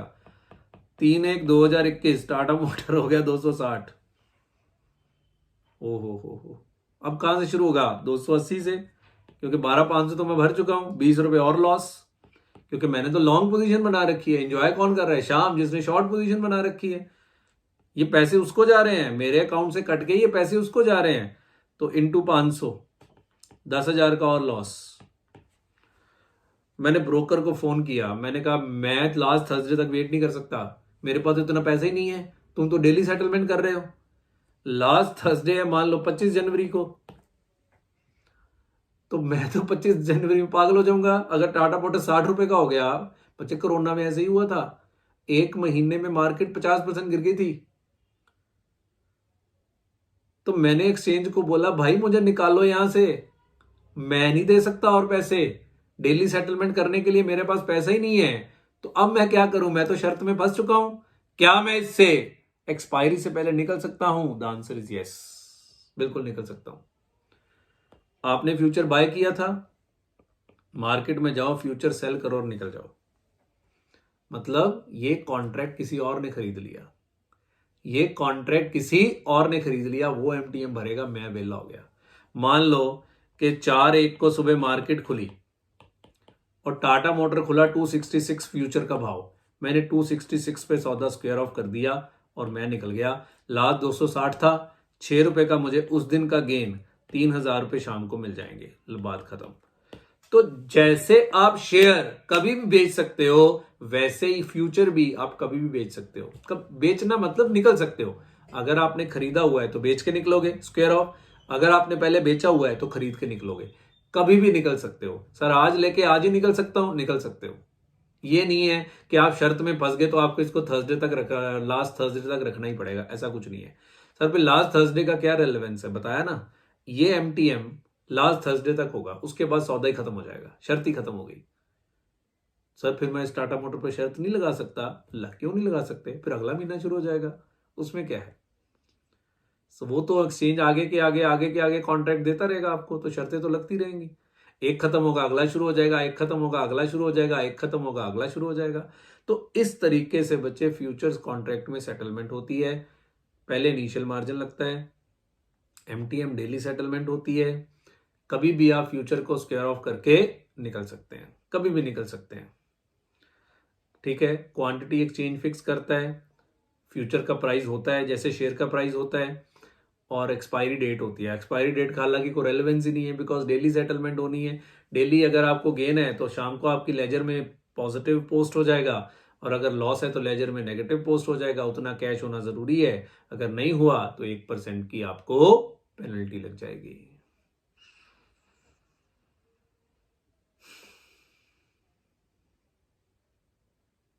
This is futures. अब इसको मैं जब बुकिश पढ़ाऊंगा तो आपको लगेगा ये क्यों ऐसा पढ़ा रहे हो, कितना सिंपल था वो। जैसे शेयर खरीदते हैं वैसे फ्यूचर खरीदते हैं, और जैसे शेयर बेचते हैं शॉर्ट पोजीशन बनाते हैं, वैसे फ्यूचर में शॉर्ट पोजीशन होती है। बस यहाँ लॉट होता है और यहाँ इनिशियल मार्जिन होता है। यहाँ पूरे पैसे नहीं जमा कराते, और यहाँ पे डेली सेटलमेंट होता है। क्या कैश मार्केट में ये सब पंगा है? नहीं, कैश मार्केट में कोई पंगा नहीं है। कैन यू इमेजिन, ये क्वेश्चन आता है पेपर में, आज इस रेट पे खरीदा, फिर ये हो गया, फिर ये हो गया, फिर ये हो गया, ये हो गया, डेली सेटलमेंट बताओ। एबीसीडी पूछते हैं आपसे डेरिवेटिव की, एबीसीडी, और हमारा बच्चा उस एबीसीडी में भी उलझा हुआ है, उसको लगता है बड़ी मुश्किल बात है। ये सब चीज़ें सीए इंटर लेवल पे होनी चाहिए, फाइनल में एडवांस लेवल ऑफ डेरिवेटिव्स होने चाहिए। पर यहाँ एबीसीडी आपको यहाँ पढ़ा रहे हैं हम, ये एबीसीडी है कि फ्यूचर होता क्या है। तो जो जाके लुधियाना स्टॉक एक्सचेंज में देखना, सब ब्रोकर के दफ्तरों में 10वीं पास बंदा बैठा, उसको भी पता है फ्यूचर क्या होता है। हालांकि उसको डेफिनेशन नहीं पता होगी, पर वो क्लाइंट के फ्यूचर खरीद भी रहा है, बेच भी रहा है।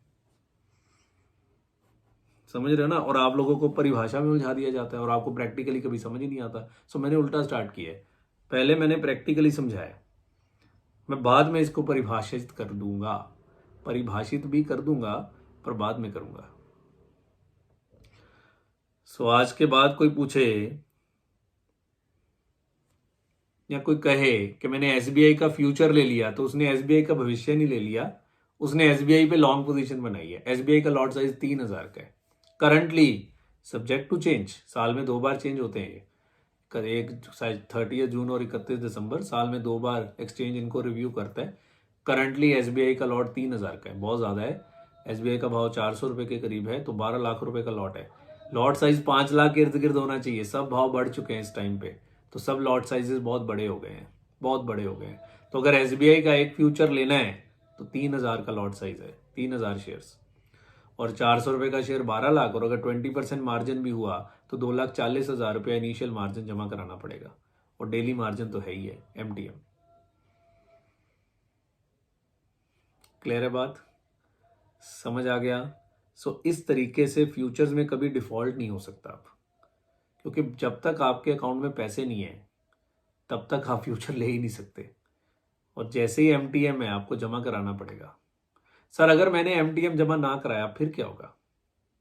कुछ भी नहीं होगा, ब्रोकर आपके इनिशियल मार्जिन से पैसे काटेगा और आपका सौदा ऑटोमेटिक स्क्वायर ऑफ करके बाकी पैसे आपको वापस दे देगा। जैसे मान लो ये एमटीएम लॉस हो गया 12,500 का, मैंने जमा ही नहीं कराया, मेरे खाते में कुछ है ही नहीं, मैंने सिर्फ ये 1.5 लाख रुपया दिया हुआ है और 15,000 रुपये दिया हुआ है, मेरे खाते में कुछ है ही नहीं, तो ब्रोकर इस 15 में से 12,500 काटेगा, मेरा सौदा ऑटो स्क्वायर ऑफ कर देगा ताकि फर्दर लॉस ना हो, और 25 रुपये मेरे हाथ में पकड़ा देगा, ये लो जाओ। सर अगर मेरा लॉस ही 20 हो गया, फिर ब्रोकर कहां से काटेगा? वो हो ही नहीं सकता, बिकॉज ऑटोमेटिक सिस्टम है। जैसे ही लॉस 15,000 का 80% हो गया, ऑटो स्क्वायर ऑफ, चलो चक्को, नहीं तो पैसे जमा कराओ, नहीं तो ऑटो स्क्वायर ऑफ हो जाएगा। आजकल तो सब ऑटोमेटिक है, ऑनलाइन है, सो सॉफ्टवेयर्स चलते हैं तो ये ऑटो स्क्वायर ऑफ ही कर देते हैं। सो कभी लॉस नहीं हो सकता ब्रोकर को, क्लाइंट ही लॉस सहेगा। और बहुत बढ़िया सेटलमेंट मैकेनिज्म ये फ्यूचर का इन्होंने बना रखा है। ओके, आपको जान के हैरानगी होगी कि अमेरिका में फ्यूचर्स मार्केट है नहीं। अमेरिका में फ्यूचर्स होते ही नहीं, ऑप्शंस हैं, अमेरिका में फ्यूचर्स है ही नहीं। देखो इंडिया इतना ग्रोथ है, इंडिया में फ्यूचर्स हैं, अमेरिका में फ्यूचर्स ही नहीं है। पर इंडिया में फ्यूचर्स हैं, ऑप्शंस हैं, अमेरिका में फ्यूचर्स नहीं है। क्योंकि बच्चे देखो ना, वो कह रहा है फ्यूचर लेना है तो जाके कैश मार्केट से शेयर ले ले, वहां मार्जिन रख दो। समझ रहे हो ना, वहां मार्जिन की फैसिलिटी दे दो क्लाइंट को। कहां अलग से फ्यूचर बना दें की क्या जरूरत है, जाके शेयर्स ले लो। तो 20% मार्जिन वहां ले रहे हो तो वहां भी 20% मार्जिन रख दो, उनको बोल जाके शेयर ही ले लो। तो चलो एनी हाउ, उनका कोई अपना कार्यक्रम होगा जिसके तहत उन्होंने फ्यूचर्स नहीं रखे हुए, पर इंडिया में फ्यूचर्स हैं। क्लियर हो गई बात, समझ आ गया? अब तो मैंने फ्यूचर्स बता दिया, डेफिनेशन बाद में, उसका सेटलमेंट मैकेनिज्म बता दिया, सारे टर्म्स बता दिए। अच्छा, एक टाइम पे एक स्टॉक पे कितने फ्यूचर होते हैं सर? मतलब जैसे टाटा मोटर है, तो मान लो ये मार्च का महीना चल रहा है, तो टाटा मोटर पे 3 फ्यूचर अवेलेबल होंगे, एक मार्च फ्यूचर, एक अप्रैल फ्यूचर और एक मई फ्यूचर। एक समय पे टाटा मोटर्स पे 3 फ्यूचर कॉन्ट्रैक्ट्स अवेलेबल होंगे, एक मार्च फ्यूचर, एक अप्रैल फ्यूचर और एक मई का future. 3 future contracts Tata Motors के ऊपर मिल जाएंगे आपको। सर तीनों का रेट सेम होता है? नहीं। इसकी एक्सपायरी कब होगी? Last Thursday of March. इसकी एक्सपायरी कब होगी? Last Thursday of April. और इसकी एक्सपायरी कब होगी? Last Thursday of May. और जैसे ही मार्च का कॉन्ट्रैक्ट खत्म होगा तो ऑटोमेटिकली एक नया कॉन्ट्रैक्ट जन्म ले लेगा, जून फ्यूचर। इस तरीके से बोलते हैं, ठीक है? इसको बोलते हैं नियर मंथ, इसको बोलते हैं नेक्स्ट मंथ, इसको बोलते हैं फार मंथ। 3 होते हैं, नियर, नेक्स्ट और फार। सो जो महीना चल रहा है उसके फ्यूचर कॉन्ट्रैक्ट को बोलते हैं नियर मंथ, अगले वाले महीने को बोलते हैं नेक्स्ट मंथ, और उससे अगले वाले को बोलते हैं फार मंथ। सो दोनों का प्राइस भी अलग अलग होता है तीनों का। वो क्यों अलग अलग होता है वो एक टेक्निकल चर्चा है, प्राइसिंग ऑफ फ्यूचर कॉन्ट्रैक्ट, तो आगे जाके बात करेंगे। समझ आ गई ना बात? तो फ्यूचर्स कुछ नहीं है बच्चे, buying a share is equal to buying a futures. Clear हो गई बात? समझ आ गया? चलिए।